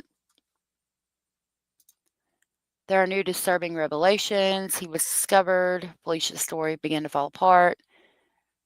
According to these documents, yeah, it just says a fatal dose of sleeping medication. Jaden's body, yeah, that's everything we already know. It just says sleeping medication. Shallow grave in a wooded area. A type of sleeping medication.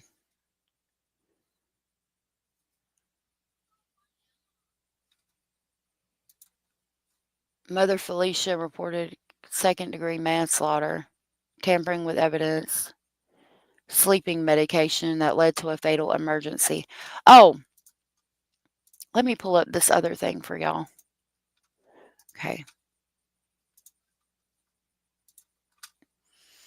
No, not that one.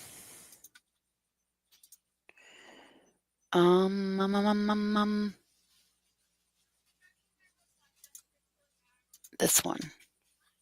Okay, hold on.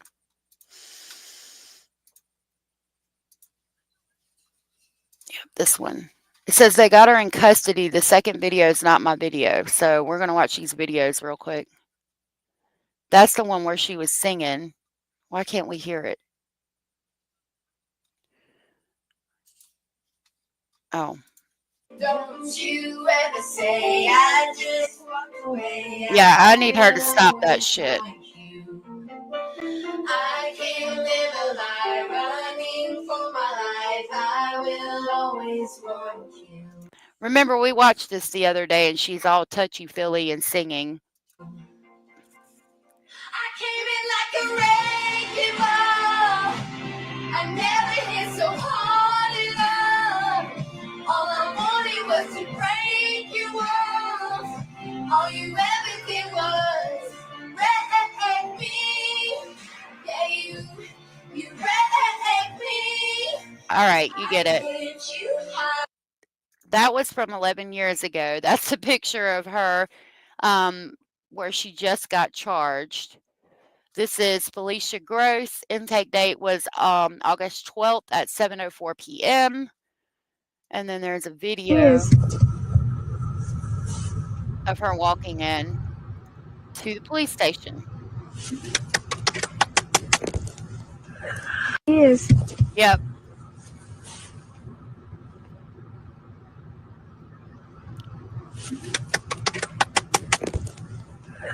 Yes. I'll play it one more time. Getting put in the back of the car. Wearing that. Hold on. Yes. She's wearing that gray shirt and those pants that we just saw her wearing in the Hatfield and McCoy video. So I wonder if she got arrested shortly after that. Pandora Wake, oh my goodness, thank you so much for the $10 super chat. That was so very sweet and supportive of you. And I really appreciate that. Thank you so very much. That was so sweet. Thank you. Thank you so much. Y'all are calling her evil skank. There went my lunch. Yes, thank you, sweetheart. I appreciate that. That was so sweet. He always acts like, aren't you fixing me a plate? No, broke my leg one time and you never fixed my plate. She did right after Fred and Sheila was there. They called the cops and the cops went there. Oh, wow. I didn't know that. Yeah, so she's wearing the same thing. You can see it clearer there that she was wearing when Fred and Sheila were there. It made your MS worse. I am so sorry, Cara. Okay, so she was being, I guess, taken to jail or transported from jail. And there's a nurse behind her. All right. And then over here, I have the press conference that we can watch real quick. Maybe. Yeah, it doesn't seem to be very long.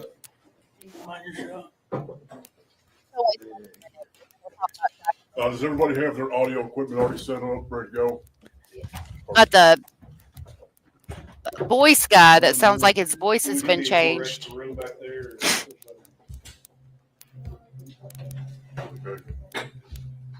Thanks for asking.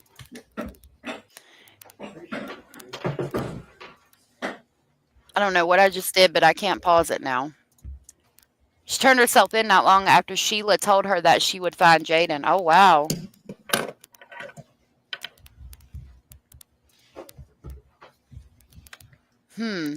Yeah, Deputy Deep Boys. No doubt. Not yet, Pandora. I hope they upgrade it.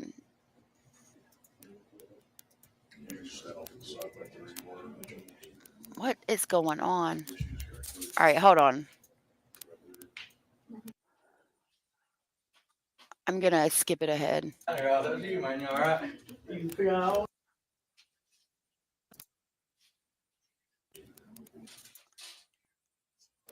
It's very short. I'm already like...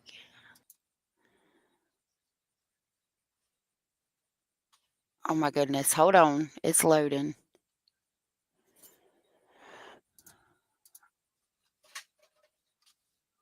Let me close some things.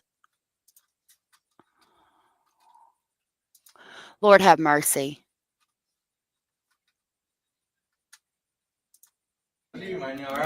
Technical difficulties.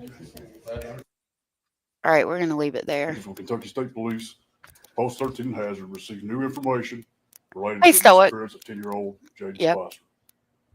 As a result, investigators identified a new area to search in a heavily wooded area along Canoe Road in Jackson Community, Breathitt County. Detectives responded to the location and initiated a search.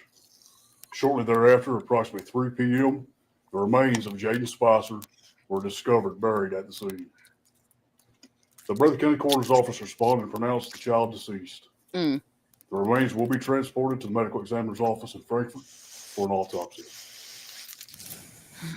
Jayden's mother, Felicia Gross, 33, of Jackson, was taken into custody and transported to Kentucky River Regional Jail. She is charged with manslaughter in the second degree, abuse of a corpse, tampering with physical evidence, and falsely reporting an incident.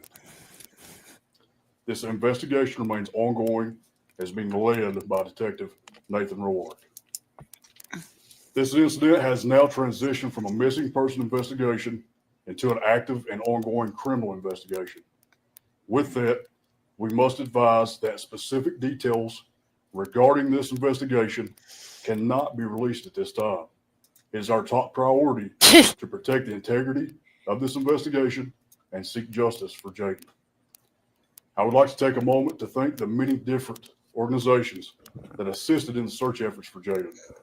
All the volunteers that spent numerous hours and days trying to locate him. Thank you to every person that sent tips or even shared a post on social media. Thank you to every person that prayed, and those prayers that were sent to us, and we ask that you continue to pray for a community that grieves at this tragic loss. At this time, I'll invite Commonwealth Attorney Miranda King for her comments. She'll be overseeing the prosecution as it moves forward. Miranda. Thank you. Forgive me, guys, I've got notes. As Trooper Gayhart said, I am Miranda King. I'm the Commonwealth's attorney.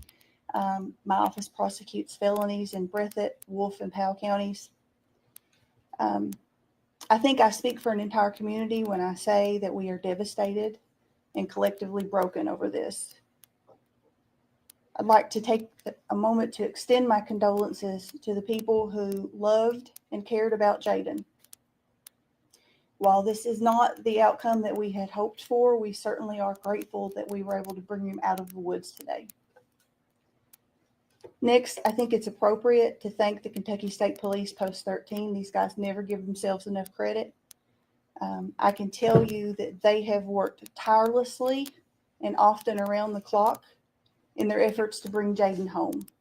And I know this because I have been on the phone with them just about every day, and they've just not quit. Finally, I would just like to say, I'm sorry guys, this is hard. Finally, I'd just like to say that the outpouring of love and support as a result of this has been absolutely remarkable. And it appears that there are people all over the world that love and care for this baby. Because of that, I would like to assure the public that now, thanks to these guys, Jayden is now in good hands, and we're going to take care of him. Thank you. Thank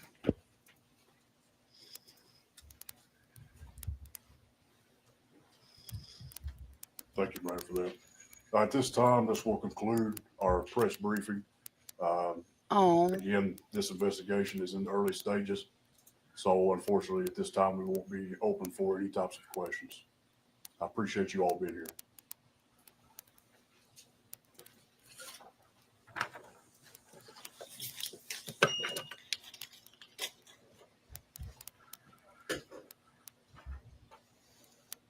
He said there won't be any questions, I think. All right. So that was that. Okay.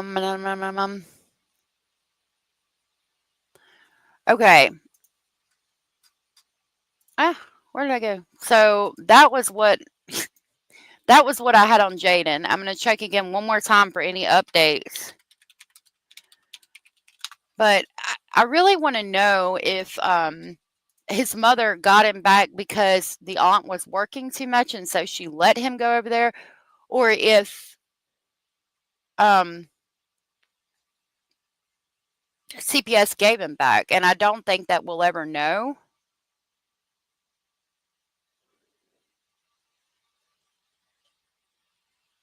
It's just weird, man. Very weird. Look at that baby.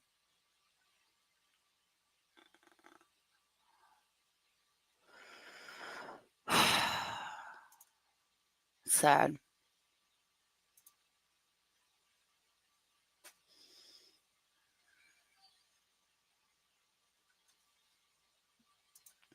All right. So now we're going to talk about Belinda with Jack and Lilly. 20520. Because she talked to a news outlet after the Globe and Mail article that we talked about that was just released that was so mind-blowing and crazy. She's got some things that she wants to say as well. And again, it has to do with CPS. Like CPS involvement's coming up a lot in these cases. I don't think it's necessarily called CPS up there out in Nova Scotia, but you know, child welfare services, I think is what it might be called up there. So yeah, Belinda appears to be upset and is calling for some answers. So the article reads, Lilly and Jack Sullivan update, grandma calls for inquiry into missing kids. And this was released yesterday at 4:07 p.m. I don't know if we've got a video. I'm waiting for this ad to be done. 7, 6, 5, 4, 3, 2, 1, 0. Okay, so yeah, this is just going to give us missing persons statistics in the U.S. So it reads, the grandmother of Lilly Sullivan and Jack Sullivan, 2 children who have been missing from Nova Scotia since May 2nd, called for a public inquiry into their disappearance. Why it matters. Belinda Gray, the children's paternal grandmother, said she believed warning signs may have been missed in an interview with the Globe and Mail. You know what? I'm thinking we might go back to her original interview real quick just to see what she had to say about a month ago and see how much it's changed until now. Let's pull that up real quick. Actually, it's on my page in my playlist. And then we'll read the article and see what's changed. No.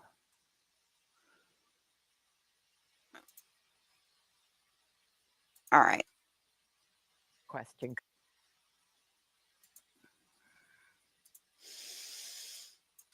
I found this to be real interesting. So this is the grandmother that's talking in the article that we're going to talk about in Florida's DCF. I noticed he was a little slender too.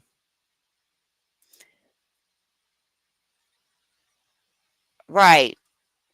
Mama Sleuth, I want to get there. I want to have some deep freezers. We have the refrigerator cabinet is always open. There's canned stuff, soup and things like that. I mean, there's always something to eat. All right. So this is Belinda Gray. This is going to be the paternal grandmother, the mother of their biological father, Cody Sullivan. My heart tells me these babies are gone.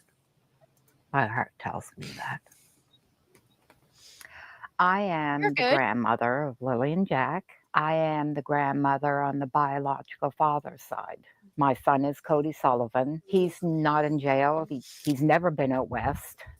He does not have a criminal record. He's and right now he's living with me. He has been for 9 months. How did you find out that Lilly and Jack were missing? The mom of my grandson called me. We were in town. Oh, this part's always so hard. She asked if I heard the news. She sent me the article that was on Facebook showing the kids missing. I couldn't call Malay yet, so I waited till we got home. And I called, well, I didn't call her, I texted her. And she told me that, yes, that the kids were missing, that they've been missing since this morning. I was in a state of panic, shock. But in the back of my mind, I kept saying, well, they'll find them. I mean, I'm assuming that they'd find them. So I told her, well, we'll head out first thing in the morning and help with the search. It was around between 3 and 3:30 in the morning. A couple of cop cars pull into the driveway. The lights wake me up that I'm a fairly light sleeper, so I see the cars pull in, so I knew what it was. So they come inside. They only stood in the kitchen. They wanted me to wake Cody up, and they wanted to know when was the last time he had seen the kids, and that they were just making sure that the kids weren't here. So she's told about what happened. She's very upset. The police come looking for the children is where we're at so far. At 3 o'clock in the morning, which, during an active investigation when the child's first missing, of course, you're going to check with the family. Yeah, I did pull that up, what she was referencing real quick, Sky Maiden. This is the new age progressed photo of Summer Wells that the TBI just released as of 2 minutes ago. And there she is. Go back over here. We'll look at that in a minute. And then they left. So we showed up Saturday morning, me and my sister, and we met up with my daughter, and we started. Well, I asked Malaya, I said, Malaya, I said, you know your kids. Nobody knows their kids like their mom. Where do your kids normally go to play out in the yard? What direction do they usually like to explore? And she said, well, they always play up in the little woods right on the side. I said, well, okay. I said, we'll start from that point and we'll work our way out. We had spoken to a search and rescue, and we weren't allowed on the other side because that's where they were searching at the time. So we just started combing through the woods up through there. We were gone for a couple of hours. I'm yelling for Lilly and Jack. We always call Jack Jackie Boy. And yeah, that went on for a few hours, but those woods, I started to feel that I can't see them being in the woods. There's trees everywhere. You literally have to climb over trees, climb under bushes. It is really, really thick. We come back out and I went in to see Malaya again. I assumed she was in shock. So I did speed it up to 1.25. This is kind of important about Malaya being in shock because, again, she left the area pretty much right after the kids go missing, which has always been weird to me. She was very, very non-emotional, very just flat, monotone. But Malaya's very soft-spoken anyway.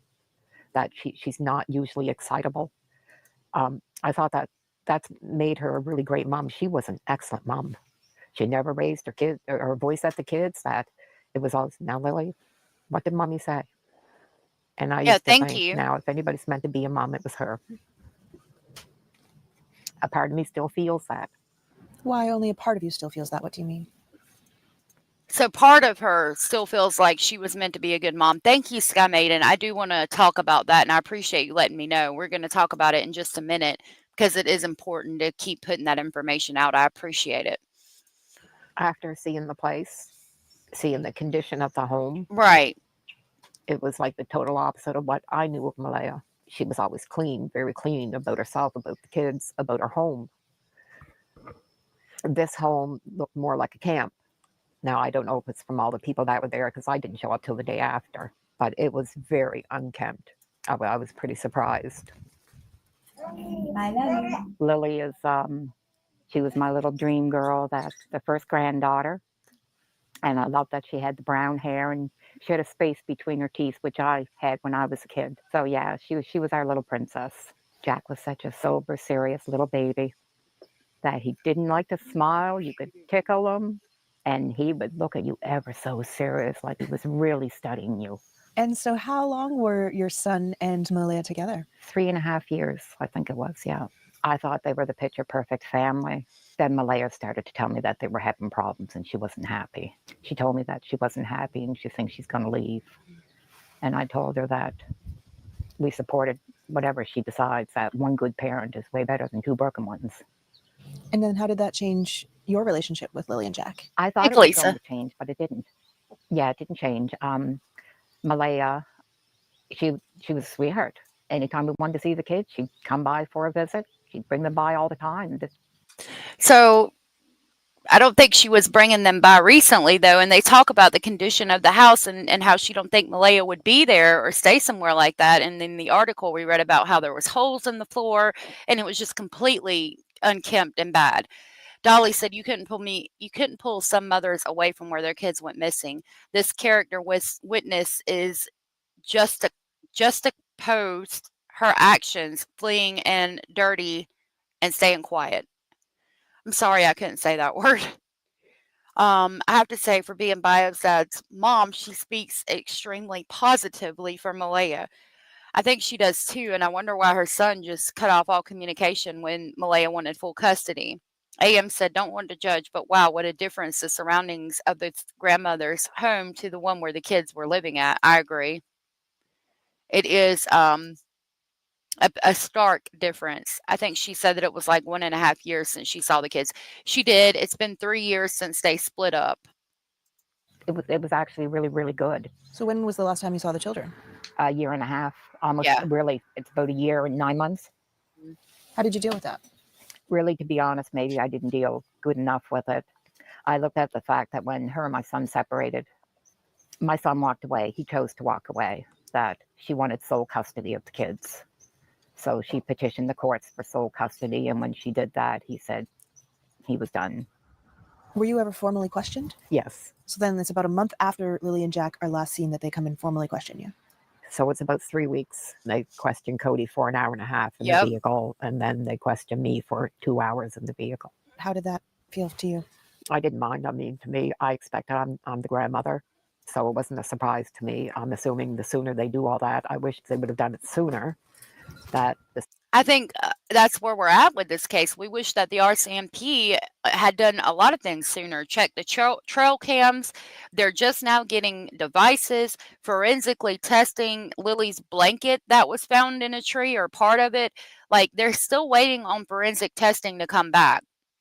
And it's been 4 or 5 months now? Like, I think that's where all of us are. We were wishing that they had done things more quickly. Carr said most exes' parents would be quick to say nothing but negative things, but she's just speaking her praises. It's a breath of fresh air, not gonna lie. I agree. She is like the first person I've ever heard to say really nice things about the ex. And considering that your grandchildren are missing, which she does seem to care about very much, and you find out they're living in that house, and there's allegations of drug abuse, and then in the article we're going to read, she's just now, I do believe, found out about the CPS allegations, and now she's starting to get a little bit frustrated. Like, she's got the patience and like mind of a saint to be so kind to Malaya, and even after all this is going on. Sooner they can move on. So I didn't have a problem. My son was a little upset about it. He said they made him feel like he did something wrong, and he said he hadn't seen the kids in 3 years. So he was a little upset about it. And he said that they really come at him hard. They wanted to know what her favorite color was, and he said they were babies when I seen them last. He said she was just learning what she wanted to figure out to eat. I don't know what her color is. So yeah, he was pretty upset. Have they ever talked to him again since then? A couple of days ago, they had contact, and they told him that they weren't looking his way anymore, that everything's fine. And have they ever given you any information? No, it's always the same thing. Which is what? They've got everybody on it. They are looking at all avenues. They can't divulge any information that could compromise their investigation. It's the exact same words. Why are you so sure they're not in the woods? I have children. I have grandchildren. And I see what kids are like through the woods.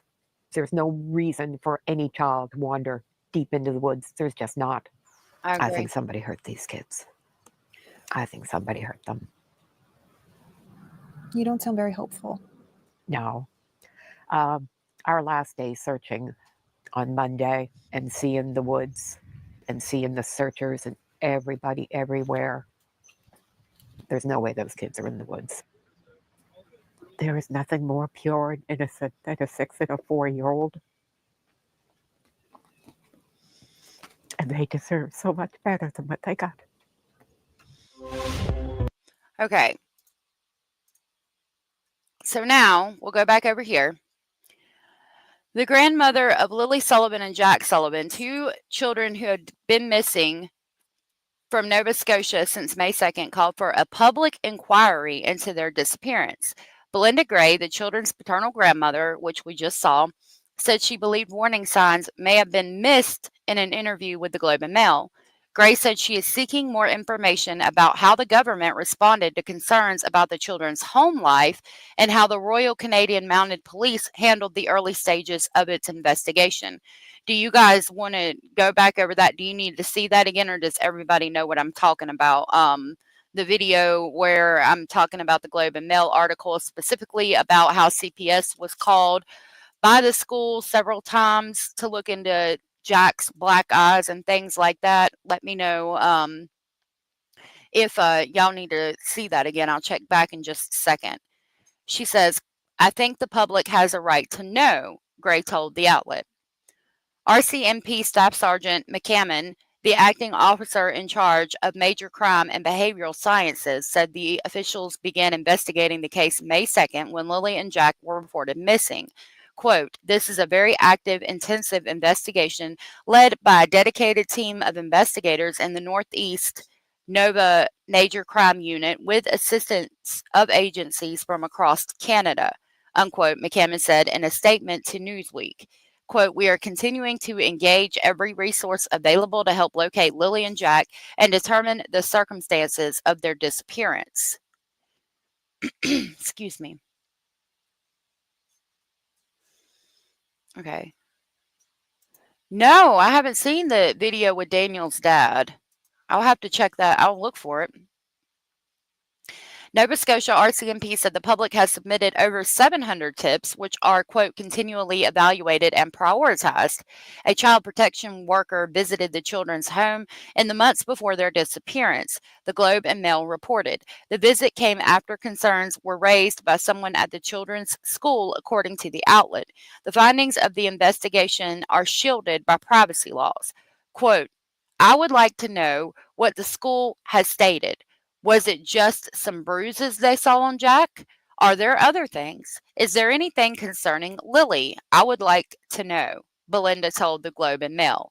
Jack appeared to have a black eye in 2 photos taken last year, according to the outlet, and I posted that picture on my thumbnail. Hey, all I need is Jesus. The only reason an adult needs to give a child a black eye is if they're a loser punk. I don't think, we talked about it when we went over the original article.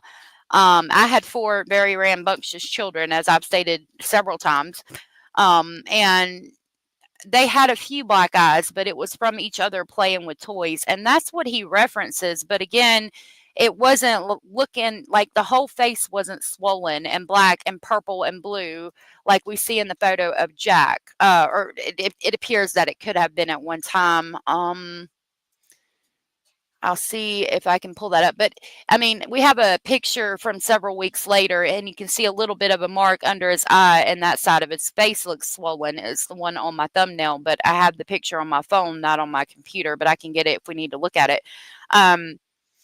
It doesn't appear that that would be from a toy. And there's also a cut on his lip where it appears that, like, the impact of whatever hit him in the face made his tooth cut his lip. I didn't know that Daniel's dad was in the picture anymore either. The article talked about, going up to see him and talking to him, but that's all I'd heard about it. Jack appeared to have a black eye in 2 photos taken last year, according to the outlet. The children's stepfather, Daniel Martell, said on social media that one of the injuries was caused by Lilly, according to the outlet. Scott Armstrong, the minister responsible for child protection in Nova Scotia, said he has reviewed the children's file, according to the Globe and Mail. Quote, this situation continues to weigh heavily on the mind of all Nova Scotians, particularly those in Pictou County. We are all looking forward to resolution for this family and community, unquote. Carly Smith, a spokesperson in his office, told the outlet. Nova Scotia RCMP told Newsweek a tremendous amount of careful and deliberate investigative work is going on in relation to the disappearance of Lilly and Jack Sullivan, unquote. Belinda Gray, the children's paternal grandmother, told the Globe and Mail, quote, just what did CPS do? What part were they investigating? What were their concerns and what were they doing? They might even have answers for the investigation on what happened to them or why it might have happened to them, unquote. The Nova Scotia RCMP said it is, quote, committed to exploring every opportunity to advance this missing persons investigation, unquote. Anyone with specific information on the whereabouts of Lilly and Jack Sullivan is asked to contact the Northeast Nova Scotia RCMP Major Crime Unit at 902-896-5060. Tips can also be submitted anonymously to the Nova Scotia Crime Stoppers at 1-800-222-TIPS or 1-800-222-TIPS or 8477 or online at www.crimestoppers.ns.ca or via the P3 Tips app. And all that goes back to the other article. What? He's in a barbershop quartet? All that goes back to the article which I put out a reading of on my page if you guys want to review that, but we don't have to necessarily. They did. It's so sad when it seems the investigators aren't doing enough, but they do so much that we don't see or hear about. But those pauses in collecting evidence is bad and sad. I agree. As a retired social worker, I did an internship with DCF or CPS as it's called here. Only thing that matters is a bed, food, and clothes is such bullshit. I couldn't stand it. Oh, you took a call. Okay. That's sad. Okay. For now, if we don't need to review that, we'll talk about the new TBI released photo of Summer Wells. Okay. So this was as of 2 minutes ago. It's happened since we've been live. And Sky Maiden, thank you for letting us know, told us about it. So this is from Hawkins County, Tennessee. It says the TBI has released a new age progression photo of missing Hawkins County child Summer Wells. On Wednesday, the TBI posted a new photo, which was created by a forensic artist with the National Center for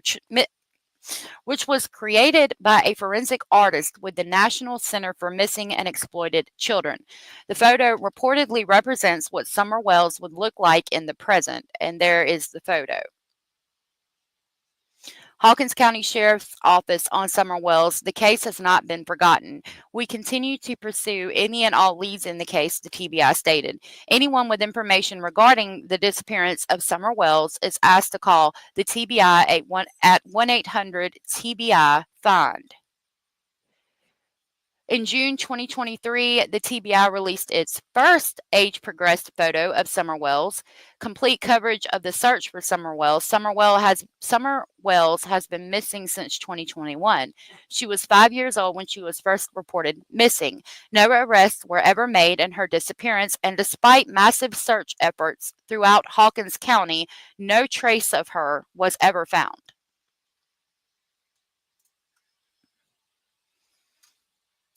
No, I haven't been able to get any documents on Summer's case. They're probably not going to release any, and getting anything out of Tennessee is going to be hard. But I can get my lovely moderators to see what they can pull on it. I did child advocacy for a while and had to stop. Couldn't keep banging my head on a brick wall. Old Man River. Okay, I'm done. All right, I wanted to share with y'all real quick. Dainty Dane was telling us about a missing girl. I'm not going to show the email, but there is a Facebook. Okay, so here's information on that. It says, my daughter is missing. Please share Jaden Teague. I won't stop looking. Found car in Alma Bottoms. If you have any info, please notify Fort Smith, Arkansas Police Department or Roland, Sequoyah County. Thank you, the Teague family. So here are some better photos of her. This is Jaden. And it says, so she lives with her aunt Lisa. Lisa is calling Jaden her daughter in the post. This girl is from Roland, Oklahoma, right on the border. Jaden's mother and father died of an overdose at separate times. She is one of my daughter's best friends. I sent Lisa a message yesterday asking if I could share the info with you that you have a channel. She has still not answered me. Jaden confided in my daughter last year that her aunt Lisa and her husband go in the bathroom while Jaden is in the shower. Yes, we let people know, but nothing was done because Jaden said it still happens. Lisa texted my daughter a couple of nights ago asking if she had heard from Jaden and said they had her on camera leaving the house at 3:30. She supposedly took off with a boy from Fort Smith and 2 of his friends. Her car was found in the Alma Bottoms dead. Her phone is dead. She has not had a great life. Evidently the motor was blown up, or the head blew on the motor. She's absolutely gorgeous and has beautiful hair. There's another photo of her.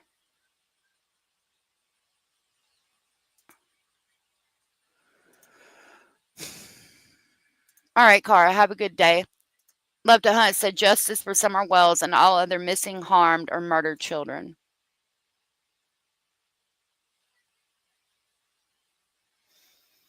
I don't know. I hope that Jaden Teague is found safe. I'm going to see if there's any updates. Would someone help me get this out of TikTok and other social media platforms? I tried to Instagram but can't figure it out. Jaden Teague missing from Roland, Oklahoma, last seen in crop top.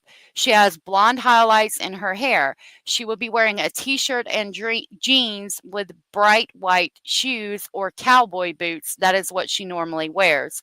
Please, if you could help Jaden, if you are reading this, please come home. She has a sister in Hebner. Her name is Sarah Torman, and a brother, Johnny Teague, and his family, and lots of family that loves her very much. We are all extremely worried to death. We all make mistakes. Jaden, if you are reading this, we love you. I love you, Jaden. I'm so sorry. I hope she's found. It is. It is very depressing.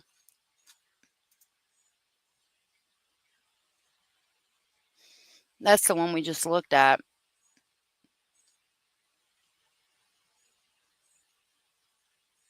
There's another photo. Look at how beautiful. This one says, Jaden, you are beautiful and smart. Your family has pulled together and tried to find you. You are loved. Please come home. I'm searching for you. We all love you. I will never give up.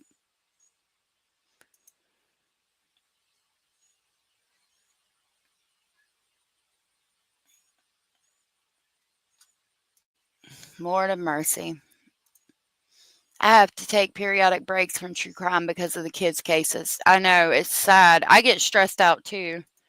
I have to take my essential oils to help with it. All right, I'm going to check for a Jack and Lilly Sullivan update while I keep her photo up so you guys can all see it really well.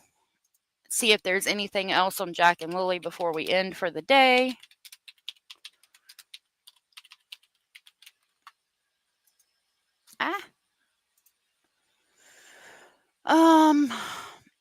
So we just have the one about grandmother of Jack and Lilly call for update.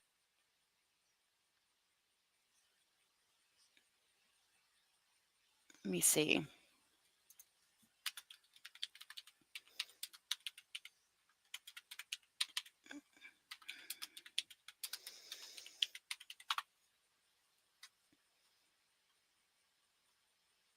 Daniel's mom speaks out. I'm not seeing anything about the dad. I saw stepdad speak out, and where she calls for an inquiry or public inquiry.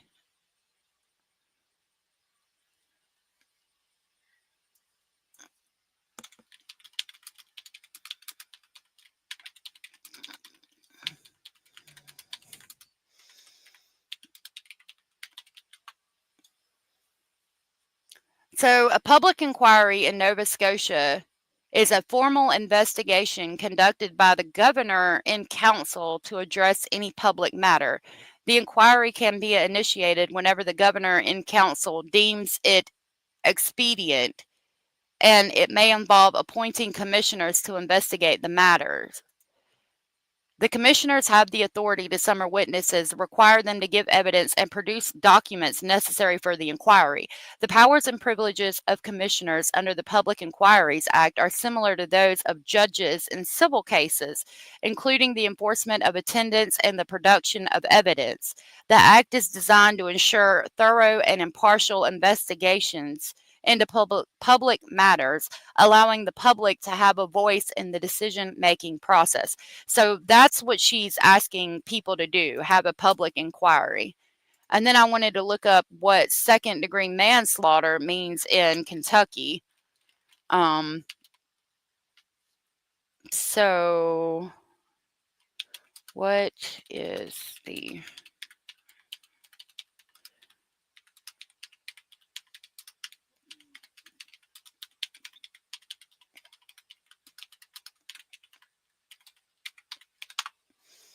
This has to do with Jayden's mother. Jayden's mother is charged with second-degree manslaughter. So in Kentucky, second-degree manslaughter is defined as causing the death of another person through reckless actions. It's classified as a Class C felony, which carries a penalty of 5 to 10 years in jail and a fine ranging from $1,000 to $10,000. Specific situations that may lead to the charge include reckless operation of a vehicle or the unlawful distribution of controlled substances that result in death. That right there, controlled substances. A controlled substance is going to be a drug, I would think, right? I mean, you guys correct me if I'm wrong, but does that mean she gave him some type of drug other than like over-the-counter Benadryl, or could it mean over-the-counter Benadryl? Hey, Kimmy C123, good to see you. Itch the Scratch just came in and dropped 5 memberships. Thank you so very much for that. That was so very sweet and supportive of you, and I greatly appreciate that. Those went to Jane Trier, Susan Travers, Murder of Crows, Tina Miller, and Oopsie Daisy. Thank you so much, Itch the Scratch. Oh, thank you, sweetheart. I will grab the crazy train to pick our new members up on the way to Speculation Station. Thank you so much, Itch.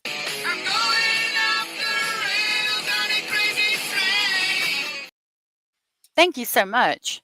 I appreciate that.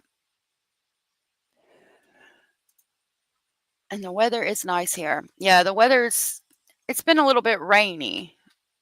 So it says specifically in Kentucky, second-degree manslaughter or the unlawful distribution of controlled substances that result in death. So let's see.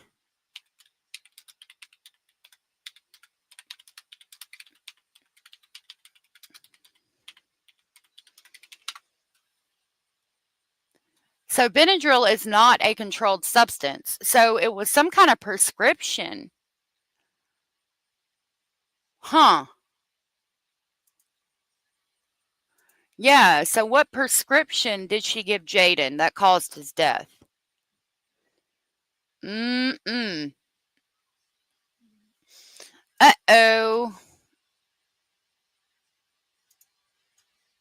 I don't even know what to say. I wonder what controlled substance she gave him.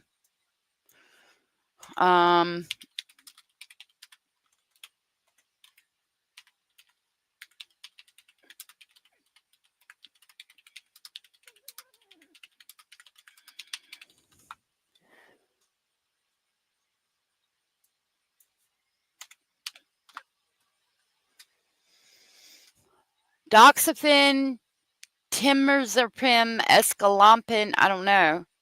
Oh, there's 78 sleeping pills that could have been distributed. Benzaprins, Lunesta, Sonata, Rosaram. Here's 10 drugs commonly prescribed to treat insomnia.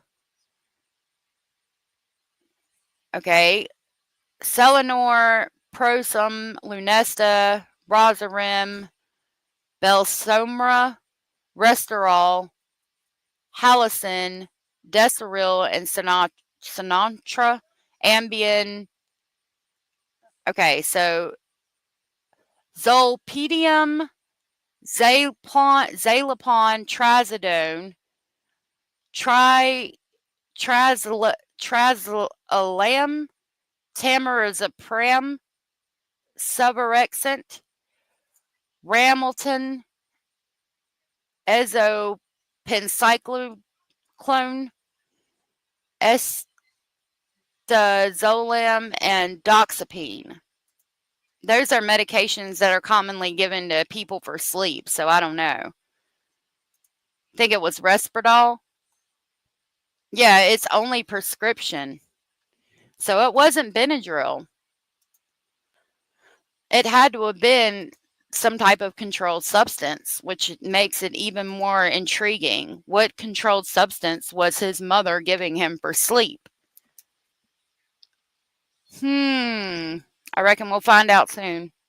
Until then, I'm going to go for the day. Thank you all for being here. Thank you so much for your support and your help and your understanding. I really appreciate that. You guys are amazing. Thank you so much for that. I will work on making a new missing children's video that is updated this here night, and I will be back tomorrow. Until then, you all need to stay safe out there. It's an order, as Abella says. If nobody's told you, you are enough, you are important, you're special, and you are loved, and I love you all very much. And if anybody comes up and approaches you with some bullshit, tell them, ain't nobody got time for that. Nobody got time for that. We don't got time for that. Not today. Not today. All right, I'll see y'all tomorrow. Bye.